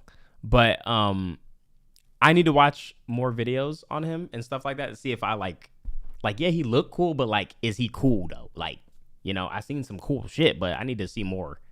They aim to capture definitive proof of the existence of ghosts, and to add another layer of tension, they would attempt to do so live on TV. Because that would be dick riding. I'm not gonna lie. Okay, let me go back. Sorry. That followed famed BBC presenter Michael Parkinson and a team of reporters as they aimed to capture definitive proof of the existence of ghosts. And to add another layer of tension, they would attempt to do so live on TV. Y'all believe in ghosts? At the time, this was extremely unique, especially for the BBC, which was known to be one of the most trusted news stations in the UK. And making things even more interesting, they weren't going to be doing their investigation at a well-known haunted... Chat, for me, it's like, bro, it's like... It's like this. No, but would I want to go to a haunted mansion and stay the night? No. It's like, I don't know, bro. Because who knows? Who knows? Who knows, man? I watch the shows where they got the little things, and for all I know, it could be fake. And the thing goes crazy, or they'd be like, if there's, turn the light on, and then like a little light will go off in the corner. Like, it's crazy, but I don't know. But am I going to entertain it and go to a haunted house or, no, I'm not going to do that. It's the same thing with demons, bro. Like I don't believe in like the demons and all that shit. Like, I don't really believe that shit's in that shit. But am I going to play with a Ouija board or stand in like whatever that star shit is? Fuck no. Like, why would I even want to have that type of energy around me, bro? Hell no. Destination, but rather a simple suburban home, a home inhabited by a family and what they claim to be an intense, even violent spirit named Mr. Pipes. The name was given because the spirit produced loud banging noises, which the mother initially believed to be the home's old water pipes. The mother's name was Pamela Early, and she lived in the home with her two daughters, Suzanne and Kim, and for months they had been desperately trying to get the media's attention to help with these hauntings. However, most reporters who visited the scene labeled them as crazy, and so this was their moment to prove to the world that these paranormal occurrences were in fact real. Though early on, most viewers were left feeling the exact opposite way. BBC Pipes. Inside the home, reporter Sarah Green would experience essentially no activity for the first hour, with Michael Parkinson and a skeptic they had brought on for an interview casting serious doubt that the phenomena experienced inside the home prior was anything supernatural, instead blaming these supposed occurrences on psychological. Only ones who say no is someone who's never been in contact with them. I mean, well, if that's the case, then, bro, wait, hold on. If that's the case, then you're supposed to believe anything just because you haven't what?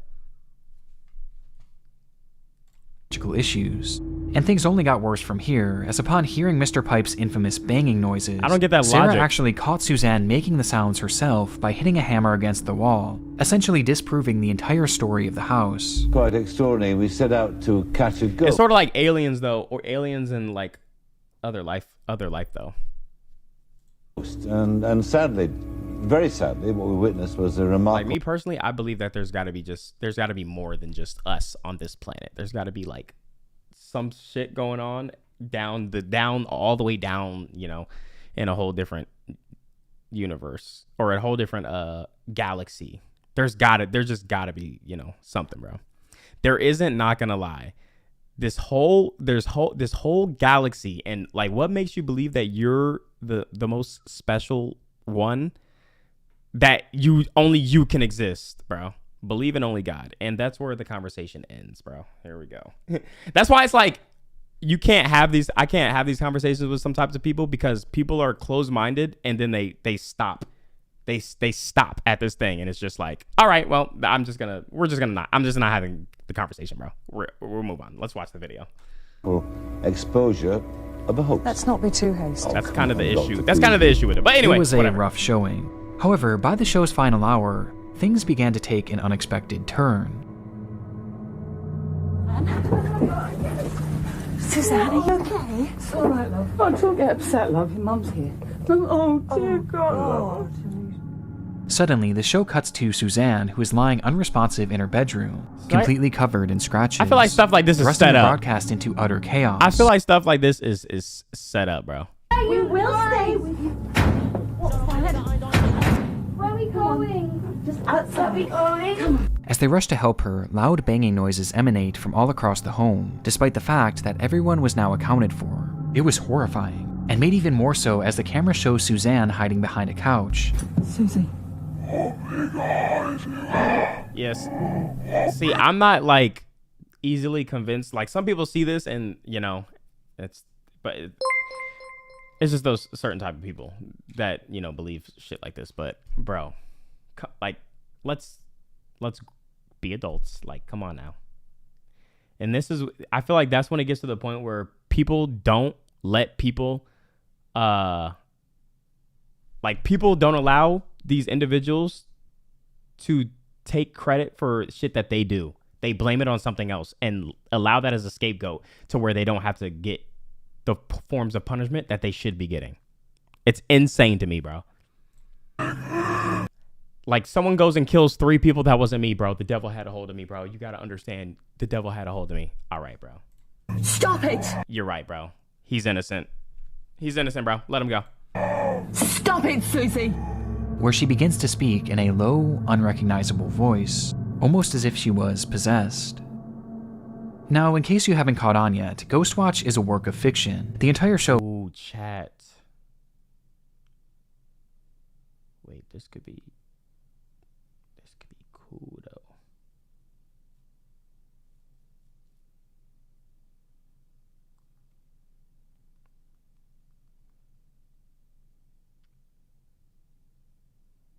That's fire. My fault. Okay, so I'm gonna wait until this is locked in, and then I'll tell y'all. But could be cool. Could be a cool little thing. It was actually a staged, pre-recorded movie, with everyone you see here being actors, except for Michael Parkinson, who was actually a presenter of the BBC, who was used to make the movie look as authentic as possible, in order to terrify the viewers. In fact, the show had even started with a brief disclaimer, explaining that this was all going to be a staged performance.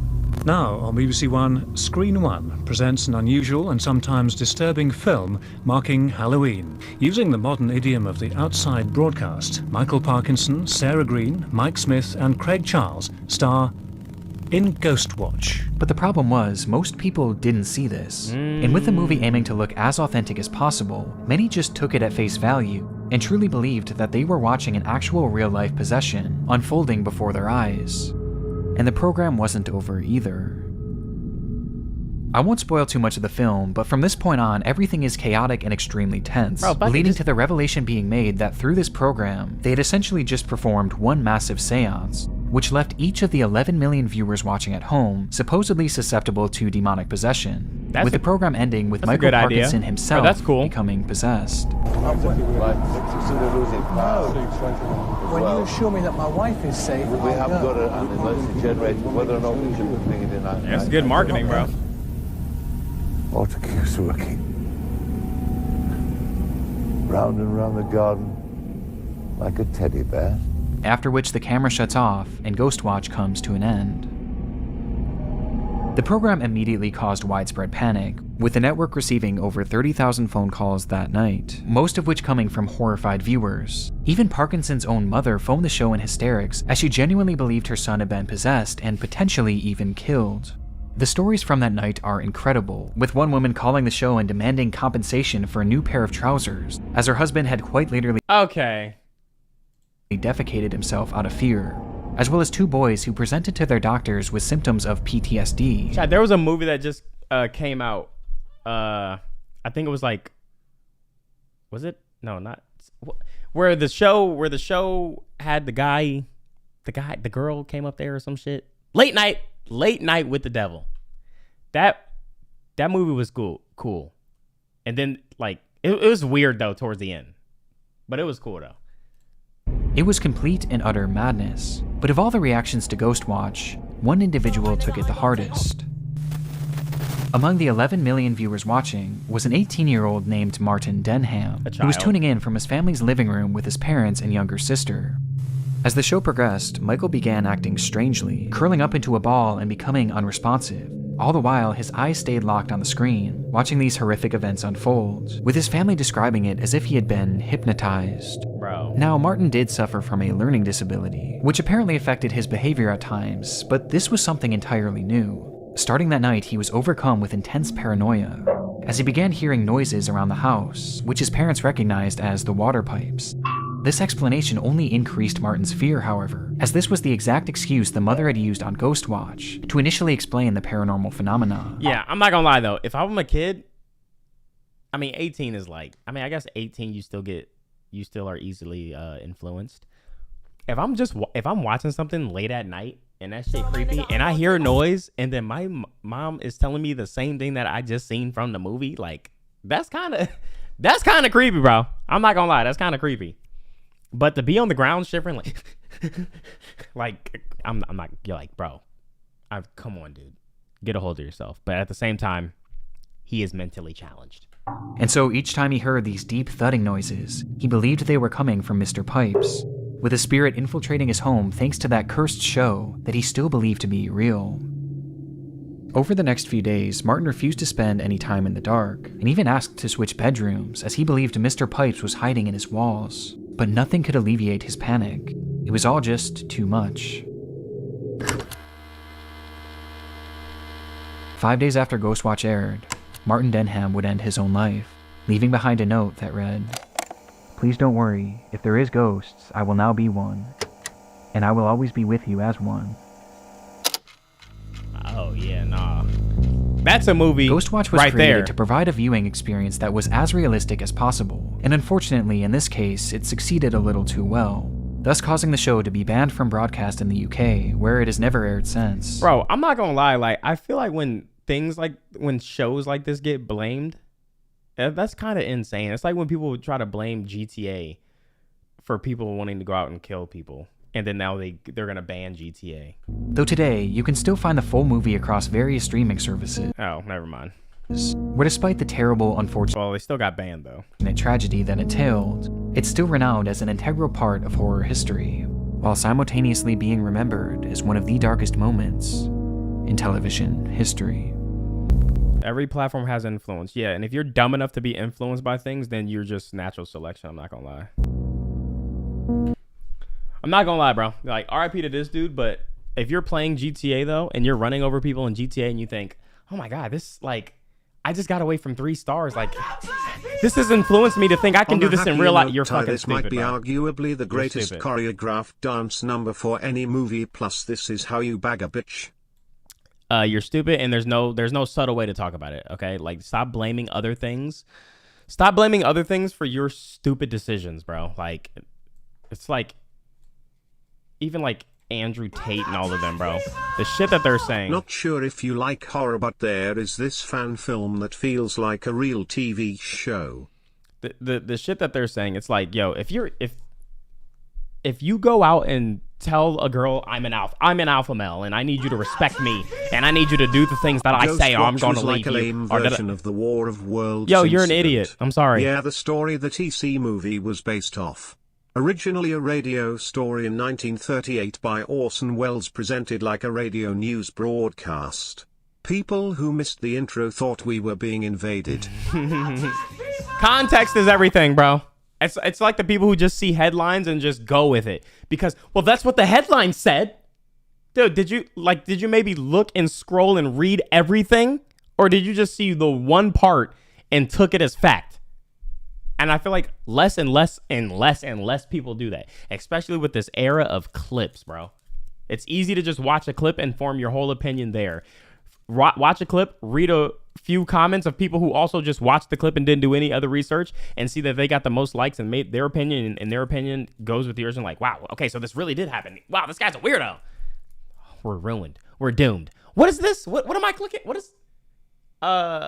on a happier note, this might be arguably the greatest choreographed dance number for any movie. Yo, for the people watching at home, because when I upload this is gonna be nighttime. So like, I'll leave this. I'll throw this in here so you don't gotta watch a cartoon or something afterwards. A dance number, the greatest dance number or something like that. I don't know. He just linked it. Hey, come on, everybody, get your partners. You're gonna be dancing. Okay, I thought this wasn't supposed to be horror. Like, what's happening? Do you hear the sound? Am I being possessed? Dude, are y'all hearing that? Okay, maybe this shit's real.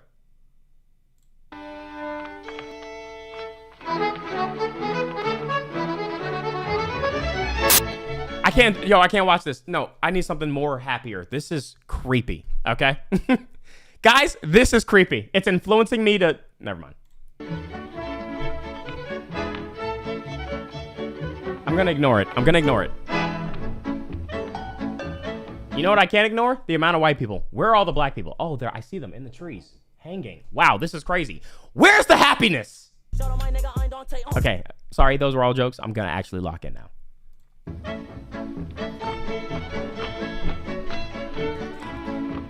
Think about it, though. Everyone in this room has said it. They've said it. Everyone in this room has said it to someone. When did this come out? Okay, positive.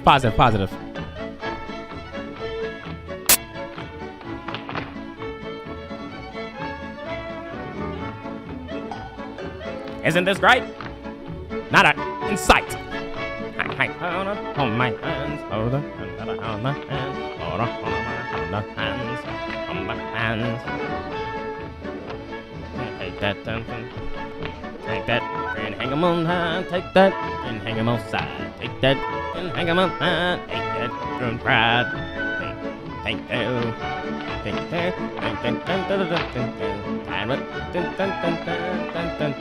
Okay, sorry. I'm actually locking in. These are good people. Come on, guys.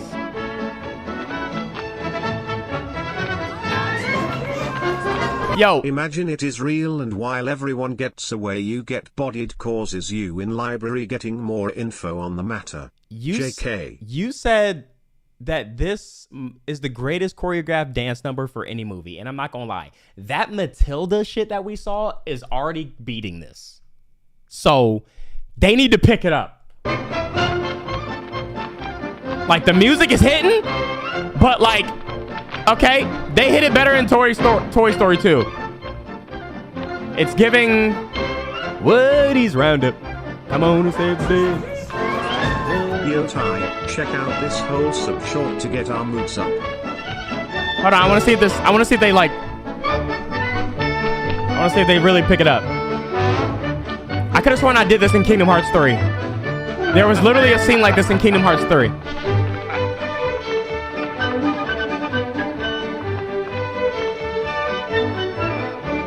What are they, the Power Rangers? Okay.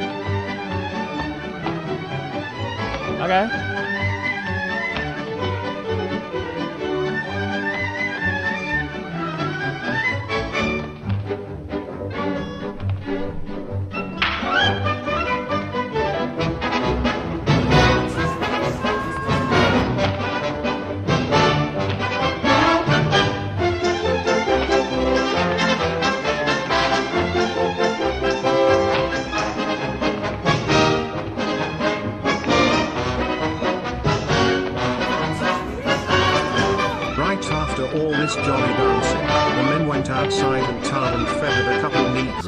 Scalped a couple natives, then went home and beat their wives. Chat. God bless the good old US of A. It's picking up, but it's like, bro, the way he hyped it up in this donation, I need more.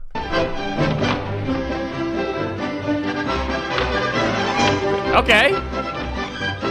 Little leapfrog.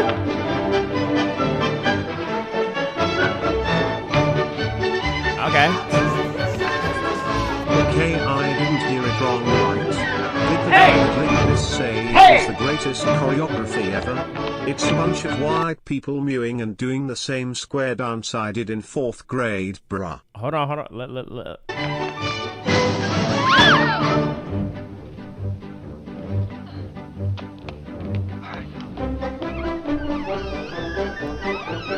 clearly a wire.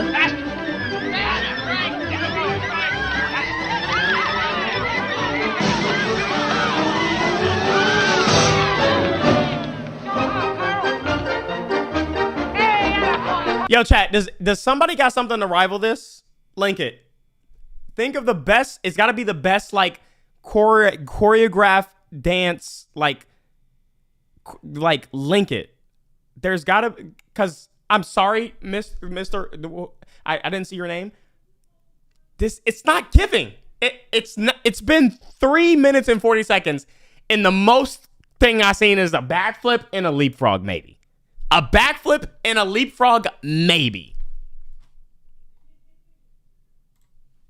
On a un tout jeune homme qui est plein de vie, vous allez voir. C'est Joël Legendre. Bonsoir, Joël. Bonsoir. La chanson que tu fais, c'est une chanson folklorique, mais qui a une allure de folklore contemporain. C'est l'allure qu'on lui a donnée avec une chanson fort populaire actuellement. C'est quoi déjà la chanson? En revenant de Sainte-Hélène. Bon, on va revenir de Sainte-Hélène, mais on retournera à Sainte-Hélène après ça. Oui. No chat. Not like step it up, not like that. Or like stomp the yard. I'm talking about like that old classic shit. Like something like, cause that How like, y'all come across I know they get down like better this than while that. We talk about the whites, Thai, but chat. some of y'all gotta be the pushing whites. 50. Like I know they get down better than that, man. Come on.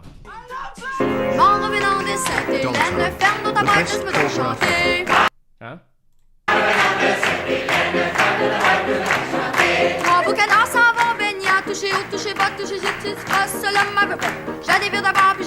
Because guys, we already know, like, bro, stomp the yard. Like, we already know.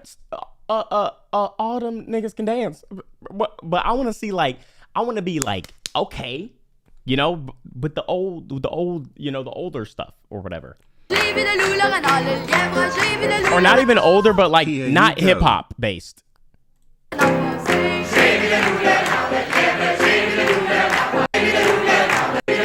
nigga's not even dancing, he's singing, bruh.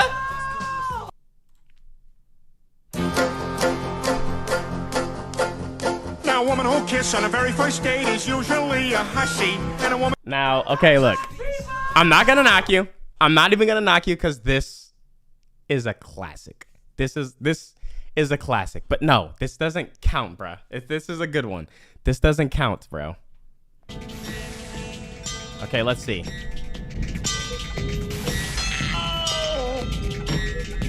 Jamboopy, jamboopy, jamboopy, na. Wait, these are black people. Come on, yo, guys. I know they're gonna kill this number. Guys, come on.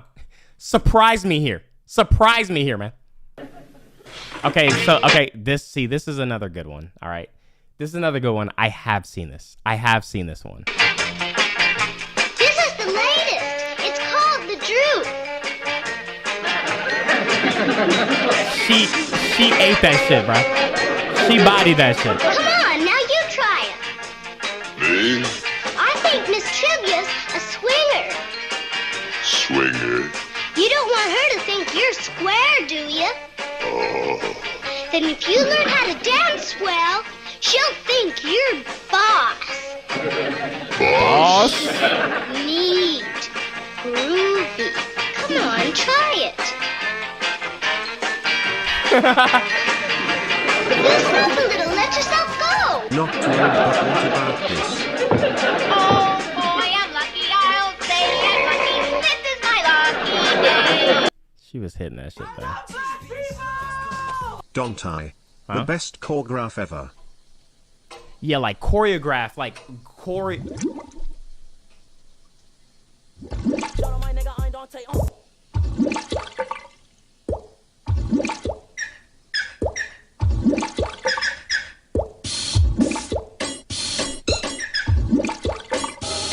Hello.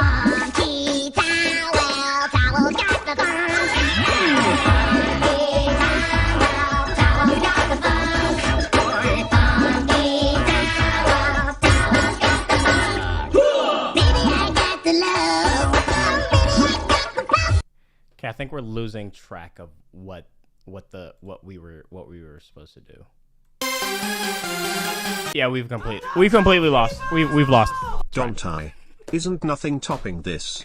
This broke the world. We've completely lost track, bro. Did you like? He just linked me this. Oh, you guys are so off topic. Not too old, but what about this part 2? You guys are completely off topic. Okay, let's see. This one broke the world. How about a scene from Singing in the Rain? Okay, hold on. Let me see. Hold on. Stand back. Why? You'll see.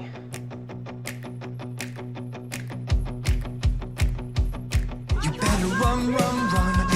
Skip to around 3 minutes. Engines under the sun, you're cruising. Why is this nigga so big? Whoa, keeping it cool, smooth and steady. So look back here, man, things are getting heavy. You're cruising for bruising. 2 wheels and an open road. Okay. Wrapped in leather, ready to go. Don't stop, stop the music. We ride fast like a bullet. We do anything. Okay, it's like some Grease shit.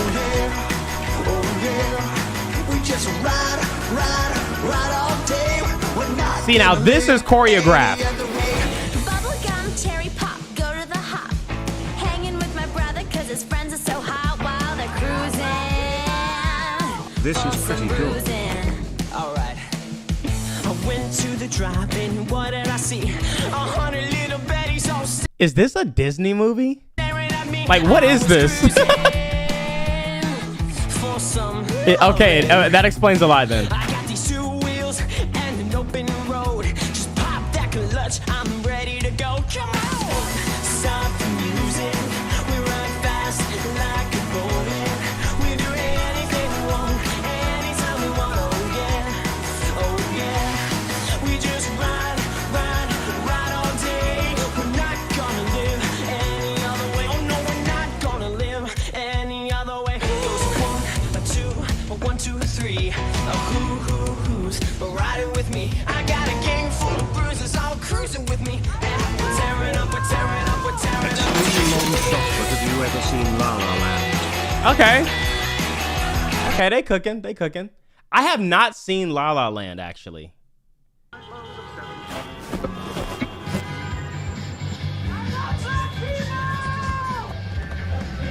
Because there's an original La La Land, then there's like a remake, right? With Ryan Gosling. You won't regret this.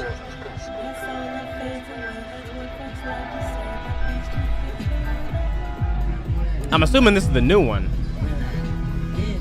No? Well, these look like older cars actually, never mind. It's the old one.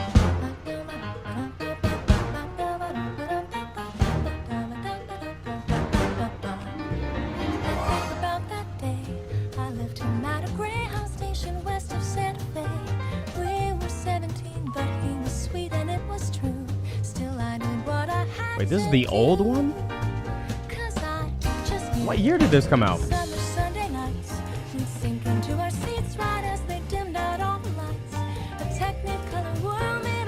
You might regret this. I'm gonna let it cook.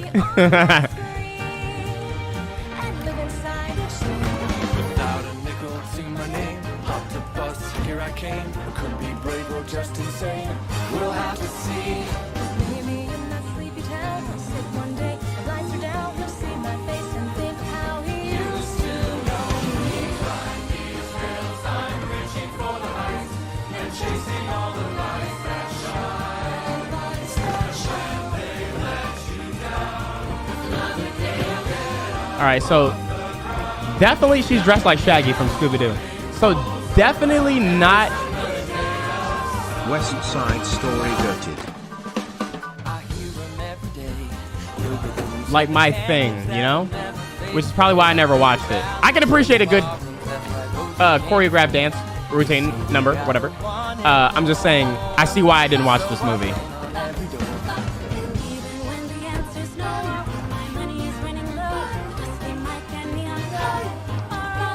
Yeah, it's like a commercial, like a car insurance commercial. Like the Progressive Girl's gonna come out and say something. S-tier choreography for an old movie. This blows everything you've seen so far out the water.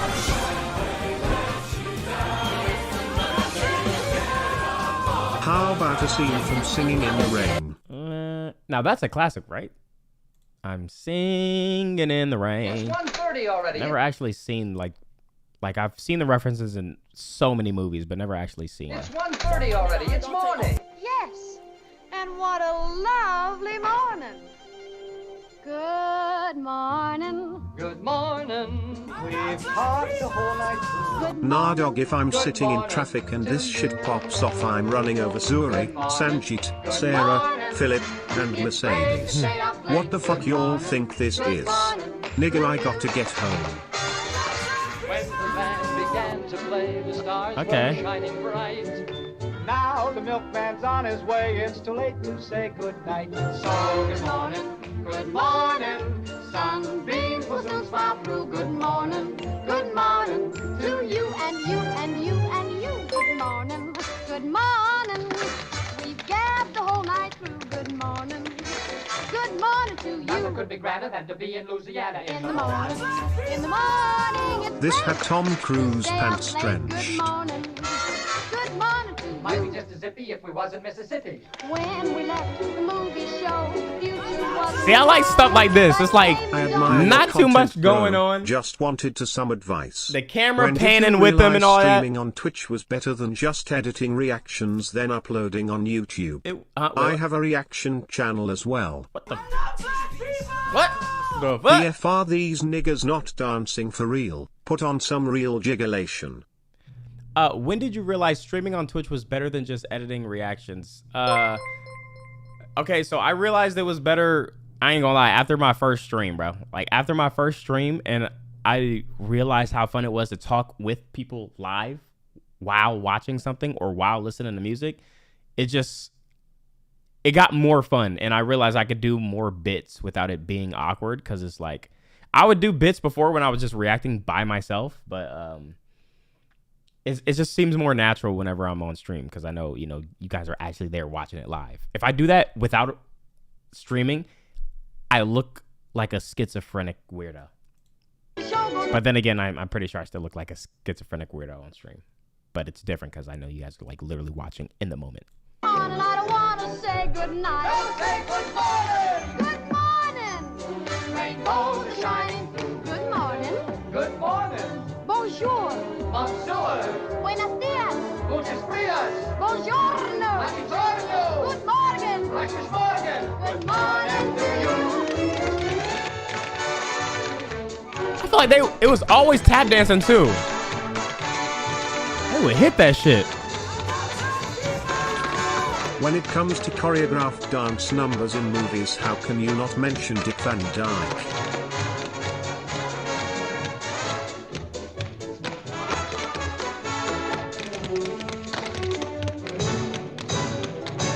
See, it's like little shit like that with the music, and I ain't gonna lie, bring tap dancing back, bro.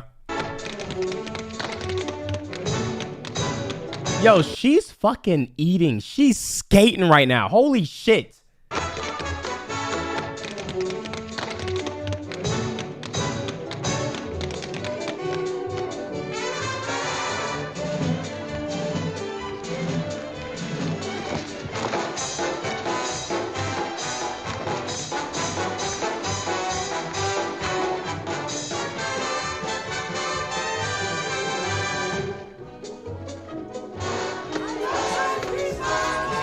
Best step movie musical, it slaps and great choreography.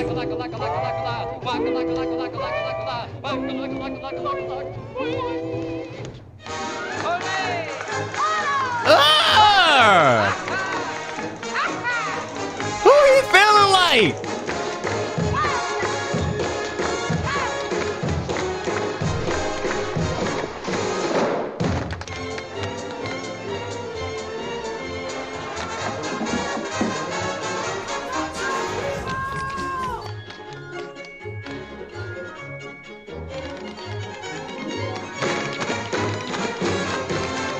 Oh, she's in heels, bro.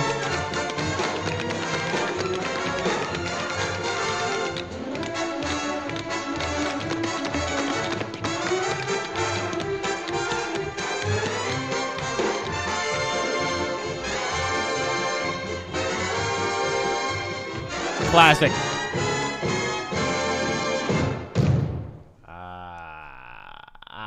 Okay, wait, hold on. I gotta see this thing. Oh, all right, never mind. I'm singing in the rain. I'm singing in the rain. Wait, This is Here we Tom go. Cruise I just want to and see this real quick. Stretch. I haven't seen this. Quiet! Not even close? Okay. Roll up! Wait. Two fun facts that Lady Wright She's Debbie gotta Reynolds talk into the played mic. Grandma I Maggie can't in pick it Halloween up. Town in the late 90s through 2000s and was the mother of Carrie Fisher aka Princess Leia. Cut! Tap dancing the reminds matter, me of Dexter? this from Family Guy. Look, Lena, don't you remember I told you there's a microphone right there in the bush? Yeah, You have to talk into it. I was talking, wasn't I, Miss Dinsmore? Yes, my dear, but please remember Jesus, Harley Quinn. tones. Pierre, you shouldn't have come. Pierre, you shouldn't have come. Yes, my dear, that's much better now. Hold it a second. Now, Lena, look. Here's the mic. Right here in the bush. Yeah. Now you talk towards it. The sound goes through the cable to the box. A man records it on a big record in wax. But you have to talk into the mic first. In the bush. Now try it again. Gee, this is dumb. Oh, she'll get it, Dexter. Look, Lena, don't worry. We're all a little nervous the first day. Everything's going to be okay. Oh, by the way, Roscoe, you know the scene coming up where I say, Imperious Princess of the Night? I don't like those lines there. Is it all right if I just say what I always do? I love you, I love you, I love you. Sure. Anyway, it's comfortable. But into the bush. Okay. Again. Quiet. Roll 'em. Shouldn't have. Flirting with Daisy. They will surely find you out. Cut! Lena, we're missing every other word. You've got to talk into the mic. Well, I can't make love to a bush. All right. We'll have to think of something else. Oh my gosh.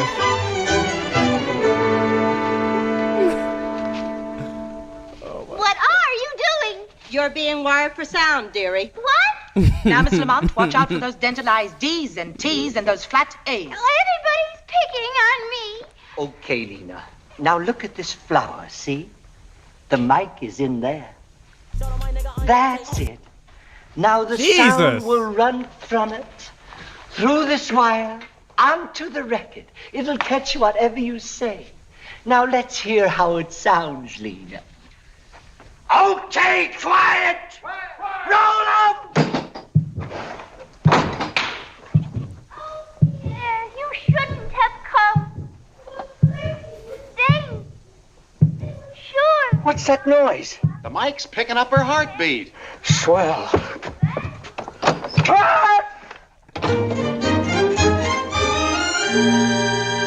That's right. That should do it. Now don't forget, Lena, the mic is on your shoulder. And whatever you say goes through the wire onto the record. Now please, Okay, Lena, Ty, one talk more into dance the scene. mic. It's called Step Oh, in and don't Time. make any quick jerky movements or you might disconnect it. Okay, let's go. Quiet! Quiet! Quiet! Roll 'em! Oh, Pierre, you shouldn't have come. You were flirting with Daisy. What's this wire doing here? It's dangerous. Why would you walk on set and just fucking pull shit, bro? You were flirting with Daisy. What's this wire doing here? It's dangerous. Oh my god, Babylon yo. had a recording scene like Wait a this minute. one and it's fucking hilarious. This shit is actually, bro. I need to actually watch this shit. Dog, you know, every once in a while I look back and wonder how these people subjugated so God. much of the world. These wiggers are a bunch of goofias. I need to actually like just go and just watch this movie. I have not seen it yet. I've literally not seen it yet. It's not even close.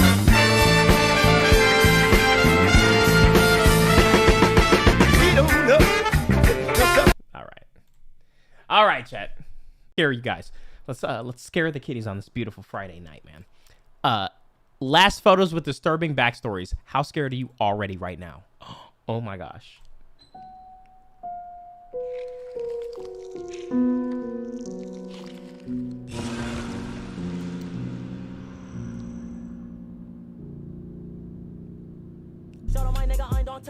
What the fuck? Today's video is sponsored by Damn, bro, loud ass mic.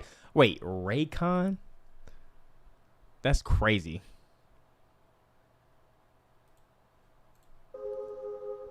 Anson County. On May 12th, 2022, the badly decomposed remains of a still unidentified woman were discovered in a wooded area in Wadesboro, North Carolina, just west of a National Guard armory. The deceased, a scantily clad white female, estimated to have been between 20 and 40 years of age, couldn't be linked to any missing persons reports in the area. In lieu of her real name, whatever that may be, she was given the moniker Anson County Jane Doe. She was estimated to have perished at some point in 2021. Unusually, at the time of her demise, the only clothing that the woman was wearing was a black Secret Treasures bra and a pair of leggings. Her cause of death has never been officially announced. While attempting to identify the woman, the most compelling, and easily the most disturbing lead the authorities came upon were several images captured by a trail cam close to where the doe's remains were found. Oh shit. The cam had been installed in a hunting zone near the armory to monitor a deer feeder. A Death But instead Eater? of deer, Wait, installed what? in a hunting zone near the armory to monitor a deer feeder. But instead of deer, it captured these. Oh shit, what the fuck? But wait, a Death Eater? Like from Harry Potter? Oh, a deer feeder. Okay, I was like, wait, I was like, what? Oh. This is for educational purposes, by the way. Images of an unknown woman wearing the same clothes as found on the doe's body, stumbling through the woodland on August 22nd, 2021. She was first recorded that night at 1:33 AM, entering the frame on the right. In the next image, captured a second later as the clock struck 1:34, she isn't visible at all, suggesting that she was running at the time.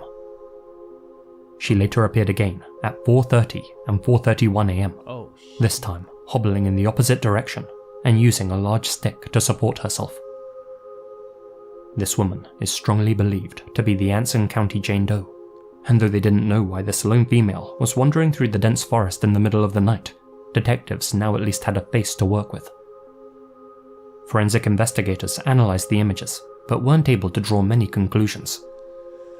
It appeared as if the woman's leggings were wet above her knees, as was the lower half of her stick. That suggested that she had crossed a body of water, likely Culpeper Creek. She had perhaps slipped and hurt herself while doing so, hence the walking stick. Some theorize that she was suffering from a mental breakdown, but others have suggested an even darker possibility, that she was being held somewhere remote against her will, and with no time to get dressed, she had seized an opportunity to escape. Proponents of that theory believe that she ultimately met her end at the hands of her captor, who had somehow managed to track her down. Whatever did become of this woman, it's truly chilling to look over these images and imagine what her final hours must have been like. Wandering alone through the woods, lost in unending blackness. In February 2022, 6 months after the trail cam footage was captured, and a few months before the doe's remains were discovered, rabbit hunters stumbled upon a backpack containing an unspecified sum of cash close to the armory. They took the cash and abandoned the backpack in the forest. When news of the doe's discovery spread, they brought the existence of the backpack to the authorities' attention. Unfortunately, to this day, that backpack hasn't been found.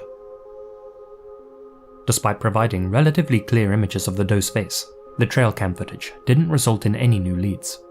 At least, none that the authorities have publicly announced. And that's the thing. Local law enforcement have remained unusually tight-lipped about this whole case. I wonder if they question the dude, but it's like, bro, if I get an alert on my cam that somebody's walking around with a fucking stick at 1 a.m, I'm not checking, investigating, or doing any questioning. That shit's creepy as hell. I'm just being honest. A description of the woman's remains, her cause of death, the color of her hair, or even a description of the missing backpack. No major news outlets have reported on the story either, and it feels to many as if little's being done to solve this case.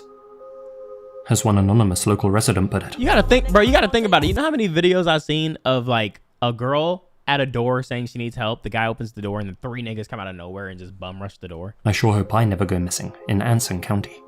You just don't know. In conjunction with these creepy images, it's that silence that's fueled so much online interest in this story. With so many questions and so few answers, the doe's identity has become a huge topic of discussion here on YouTube, over on Reddit, and perhaps most importantly, on Facebook. Attempt to Locate is a Facebook group with 123,000 followers, a place for users to share photos related to UIDs, or unidentified decedents. And Yo, what if like the killer or the kidnapper of the person goes to that Facebook just to throw people off? Attempt to link them to the case files of missing persons. And while discussing these images of Anson County Jane Doe, several users brought up this woman. Amber Ray Johnston, a 36-year-old mother from Mojave County, Arizona, one who's been missing since August 2021. Good idea, thanks. To quote her page on missingpersoncenter.org, Amber was last seen in Bullhead City in August 2021. She left all her personal belongings at her apartment. Her boyfriend left around that same time and went to Myrtle Beach, South Carolina, and Amber was supposed to take a bus to Myrtle Beach on August 16th and meet him there. Thank you for the resub. In her last Facebook post, on August 19th, she streamed live from a bus before getting off at Winston-Salem. She hasn't been heard from since, Damn. and it's not clear whether she arrived in Myrtle Beach or not. Curiously, Amber's food stamp card was used by another woman after her disappearance. The woman, when contacted, said Amber's boyfriend had sold her the card. In the months prior to her disappearance, Amber had been using drugs and acting paranoid. Oh. Her case remains unsolved, and the circumstances are unclear. What am I looking at? Amber Johnston bears an undeniable resemblance to the woman captured on the trail cam, and the date of her last correspondence lines up perfectly with when the footage was recorded.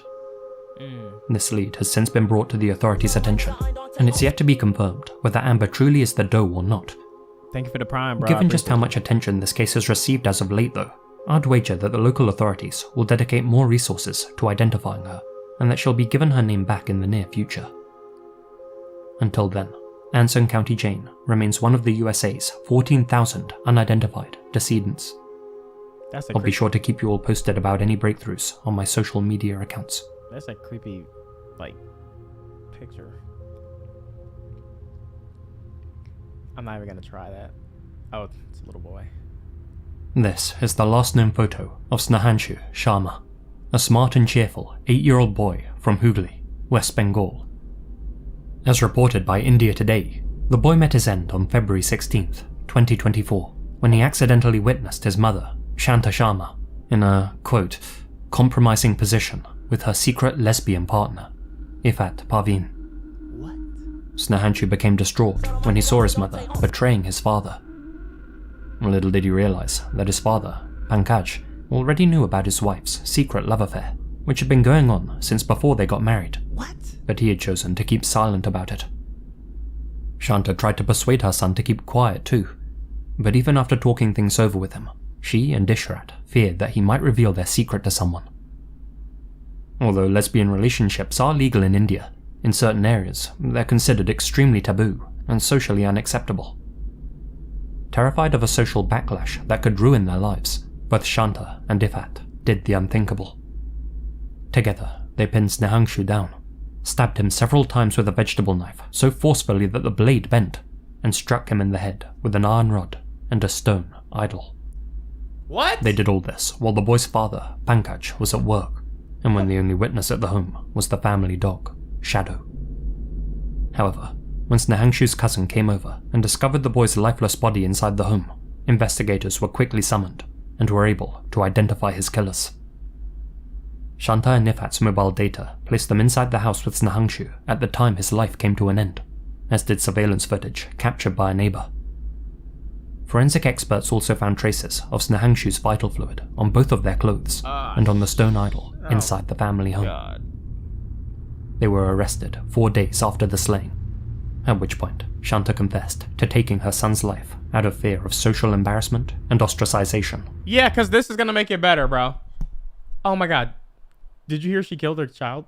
Yeah, but she's not gay, right? No, I don't think so. Good. Like, oh my, like what? Deputy Commissioner... Not only did you just kill your child, niggas still found out you was gay. Like what? Biswas stated to the media, gay, bi, whatever, man. The relationship between Shanta and Ifat was an old one. Came for music reactions, left with trauma. They used to talk on the phone for hours past midnight. Based on multiple pieces of evidence, we zeroed in on these two women. Shanta was arrested from her home, and Ifat from hers.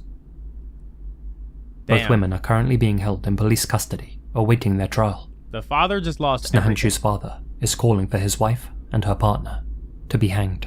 Oh, I like that. I'm calling for that shit too. Fuck them. I solemnly swear I'm up to no good. Alright, yo. On September 20th, 2022, Emma Brown, age 12, was firing guns with her father, Daniel Brown, at their home in Poolville, Texas. Daniel ran a firearms business, and Emma had grown up around guns and ammo. Oh shit. That afternoon, the pair posed together for a photo before their joint target practice. What Daniel didn't know in that moment was that his daughter had other plans in mind, which she had morbidly hinted at by wearing a Harry Potter t-shirt with the quote, "I solemnly swear that I am up to no good." The 7th grader had secretly been planning a murder pact with an online friend. Both girls had mutually agreed to take out their entire families, including their pets, before running away together. What?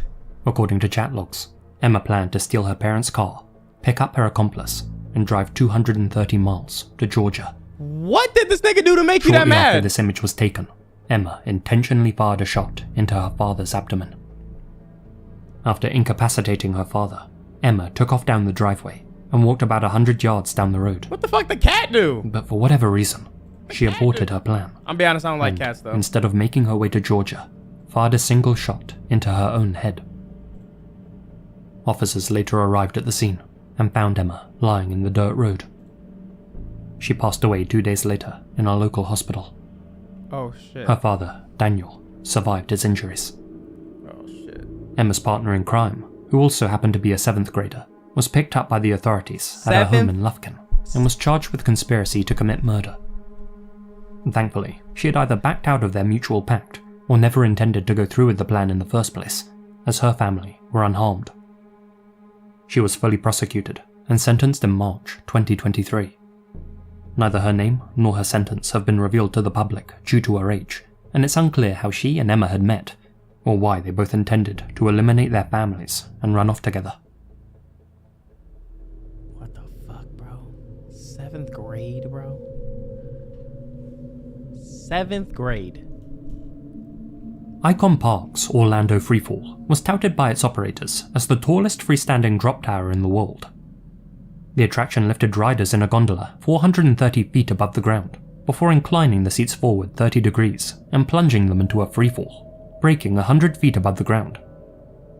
Riders were only meant to experience a 4G thrill, a mild stomach upset, and a few laughs. Oh shit. But on March 24th, 2022, things ended very differently for one park guest. Tyree Sampson was just 14 when he fell to his demise from the Orlando Freefall drop tower. I remember this. The adolescent, originally from St. Louis, had been on vacation in Florida with his family and a friend. When he and his buddy made it to the front of the line for the drop tower, staff were immediately concerned with the boy's size. The tower's manual specified a weight limit of 287 pounds for the ride. Tyree, who stood at 6'5" and weighed 383 pounds, was too large to fit safely into the seat.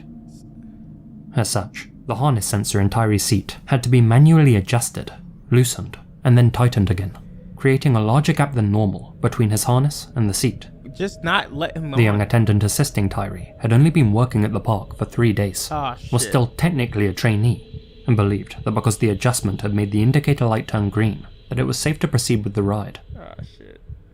Moments before the ride was activated, Tyree could tell that something wasn't right, and reportedly said to his friend beside him, "I don't know, man. If I don't make it down safely, can you please tell my mama and daddy that I love them?" This photo shows Tyree seconds before the gondola began to rise. His shoulder bar was noticeably looser than his fellow riders. It's like, bro, you can't look at that and think. After the ride reached its target height of 430 feet, Tyree began to panic, realizing that he wasn't properly secured. But by that point, it was too late. The ride went into freefall. The brakes applied, and because of the G-force, Tyree was effectively sucked through the gap in his harness and hurtled to the concrete, smashing into the ground head first. He died shortly after impact. Video footage of this incident exists, but for obvious reasons, I don't recommend seeking it out. The visuals, and in particular, the sound, are absolutely soul-crushing.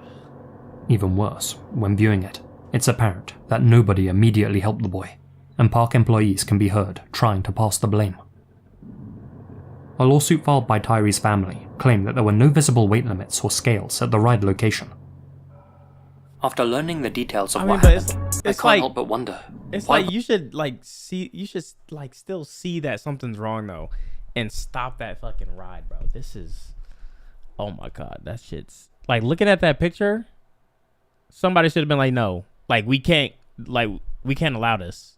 Wasn't he turned away? Like what? Said Tyree's mother. He'd been refused on other rides, so why not this one? I understand he's a child. He insisted on riding with his friend. I get that. But as an adult, or a ride attendant, that decision should have been made. That's what I'm saying, bro. His feelings might have been hurt, but he would still be here with me. Exactly. His family filed a wrongful death suit against the owners of the amusement park and settled for an undisclosed amount. The ride has since been dismantled. Oh my gosh, bro. You gotta look at that shit, like... On July 6th, 2023, two students disappeared from India's northeastern state of Manipur. Hijam Linthongambi, a 17-year-old Meitei Hindu, had been attending tutorials that morning and was later captured on CCTV riding on a motorbike with her friend, Vijam Hemanjith, aged 20. When both youngsters failed to return home that evening, their families reported them missing. For over 2 months, their whereabouts and well-being remained a mystery. Both sets of parents clung on to hope that their children would be found alive and well. That is, until late September, when this photo went viral on social media. The image shows both missing students seated together in an outdoor wooded area. Linthongambi wears a mask and looks directly at the camera with a scared expression, while Hemanjith's gaze is averted and empty. Two armed individuals, their captors, can be observed in the background. What the fuck? Members of the rival Kuki Christian community who had forced the two students into one of their trucks at gunpoint. In May of 2023, violence had erupted between the Meitei people, who make up the majority of those living in the Yambal Valley region of Manipur, and the Kukizo tribal community, who called the surrounding hills home.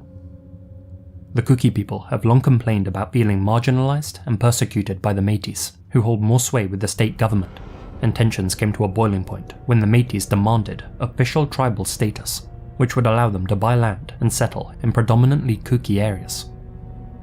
To date, approximately 200 people have been killed during the conflict, more than 1,000 injured, 60,000 displaced, and countless women essayed and publicly humiliated. Oh shit. It's safe to say that atrocities have been committed by both sides. Now, I'm by no means an expert, but from my understanding, the Kukis have a legitimate grievance with how the state government favours Meitei people. However, in this case, Kuki militants seem to have taken their frustrations out on two innocent young people and decided to make an example out of them. Damn. By the time this image had surfaced online, the conflict had become so inflamed that curfews and internet blackouts were ordered. Another blackout was issued after it was posted too, leading many to hope that peaceful negotiations may result in Linthongambi and Hemanjith's safe release. But when normal internet services returned on September 25th, a second picture began circulating online. One that showed the bodies of the two students lying in a pit. Oh shit. They were wearing the same clothes as seen in this image, and it's believed that they were executed mere moments after it was taken, likely as revenge against the Meiteis. Hijam Shantikumar, Linthongambi's uncle, revealed that these images had broken the poor girl's mother. She's devastated and faints every few minutes, he stated. She had been anxiously awaiting any news of her daughter's safety, of her return. We had to show her the images to accept that she will never return. Never. The government has utterly failed. There is no governance here. For the past 3 months, they've suspended the internet.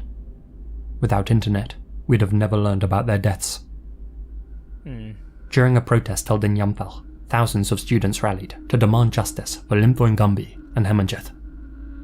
At least 45 protesters sustained injuries following clashes with the authorities, who deployed tear gas and fired rubber pellets. I want to assure the people that both the state and central government are closely collaborating to apprehend the culprits, Chief Minister Singh stated on Twitter. On October 1st, 2023, 4 adults were arrested in connection with the slaying of the students. 2 men, Palminlan Haukip and Smallsom Haukip, and 2 women, Lingnajong Baitakuki and Tinaling Hintang. If found guilty, they'll face the death penalty for taking the lives of 2 young, innocent students caught up in the crossfire of a conflict that they didn't start, that they didn't participate in. That's what I'm saying, they're literally kids. And that they didn't ask for. That shit kind of weak, bro. Like, what? Darren Charles Mitchell, 21, was a National Guardsman and father from Navasota, Texas. May 26, 2016 was a torrentially rainy day in that part of the Lone Star State, and as Darren travelled down Highway 105 just outside of Brenham, his truck became trapped in flash floodwater which washed out the road. He clambered out into the bed of the vehicle and called his brother to let him know the situation, that he was trapped but still alive. But the floodwater continued to rise at an alarming rate. A high percentage of flood-related fatalities come from being hit by debris, and so, perhaps fearing being struck or washed away, Darren clambered back into the driver's side. Bro, we actually take so much for granted, bro. Imagine being thankful for the internet so you could receive the last image of your kids and find out they died. Yeah. That's an insane perspective, and here we are complaining when our game lags. True. But it's like, I mean, you're not wrong, bro. You're not wrong. I feel like we just so used to stuff. We're so spoiled. We're so spoiled by all the shit we have around us that we don't really take into consideration certain things. Seat. Shortly thereafter, at 6:29 p.m., he posted this photo to his Facebook page. Oh shit. The caption read, "All I wanted to do was go home." But Darren would never get to go home again. Oh, I'd be fucking panicking, bro. Moments after uploading this photo, his vehicle became fully submerged. Oh yeah, no, man. One local resident, Lashondo Smith, watched in horror as Darren's truck was swept away by the water. All of a sudden, he got back in his truck, and like maybe 10-15 minutes after that, it just flipped and he topsided into the water. It just disappeared. You didn't see tires, his truck, nothing. The following morning, Darren's body was found downstream in Kirkendall Creek. He was far from the only person who lost their life during that flood. Layla Holland, 64, drowned when floodwaters consumed her home. Jimmy Wayne Schaefer, 49, was swept away in his vehicle. Jesus. Florida Malima, 23, drowned in her car. And Purali Umatia, 59, was found lifeless in Yegwa Creek.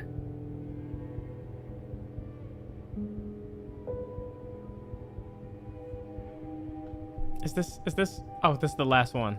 Oh. On October 22nd, 1999, Oh, 60-year-old Santa Barbara resident. Sorry, 60? 60. Jan Davis attempted a base jump from El Capitan in Yosemite Park. Davis's jump was part of an organized civil act of disobedience, protesting new regulations which made base jumping illegal in Yosemite without a permit. By leaping from El Capitan, the group hoped to prove a simple point: that base jumping was completely safe and that it shouldn't be outlawed. The protest was organized in reaction to the drowning death of fellow jumper Frank Gambale III on June 9th. Frank had successfully parachuted from El Capitan, but drowned in the river below while attempting to escape from rangers, ones who were staking out the mountain to catch jumpers breaking the new regulation. Oh. Jan was the fourth of 5 jumpers who had gathered at the top of El Cap to attempt the jump. The first 3 successfully executed their jumps and received cheers from the 150 or so onlookers at ground level. These jumpers were subsequently taken into custody by rangers stationed at the bottom of the mountain. Damn, was that shit worth but it? they all anticipated this. Jan herself had even dressed in an inmate's outfit, Okay, I was mocking wondering what she considered a ridiculous regulation. I was wondering why she... At approximately 1:20 p.m, it was her turn to step up to the plate. An experienced jumper who had performed stunts in movies like Waterworld and Congo, Jan showed no signs of fear as she shimmied up to the edge of El Cap. One of her fellow protesters gave her a 10-second countdown, and with the shout of 3, 2, 1, see ya ringing in her ears, Daredevil Jan flung herself over the edge of the 3,200-foot mountain. Initially, all appeared well, but onlookers grew concerned when she didn't deploy her chute at the recommended altitude. Oh. "Pull, woman," muttered the cameraman as he watched her falling towards the rocks below at full speed. "Dude, she's got problems, man," he said a few seconds later. Jan fell for over 15 seconds before striking the talus slope at the cliff's base. She died on impact. Investigators later found out that Jan was jumping with borrowed gear, fearing that the Rangers would confiscate hers upon her arrest. Trouble was, Jan usually pulled the cord on her back. On the borrowed jumpsuit, the cord was on her leg. This likely led to confusion mid-jump, and unfortunately, spelt her doom.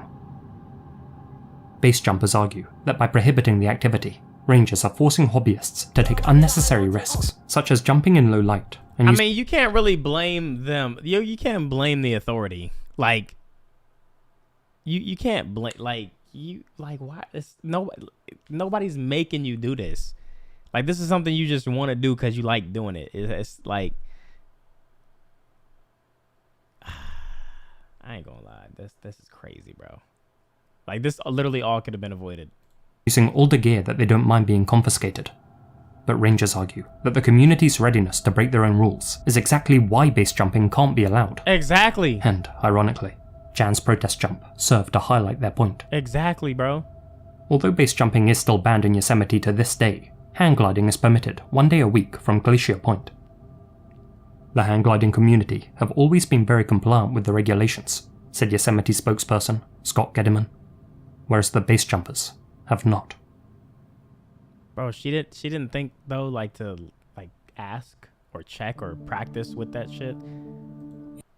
Jesus, man. Oh my gosh, man. Some things, like, you know, I don't know, man. Some things just, I don't know, man.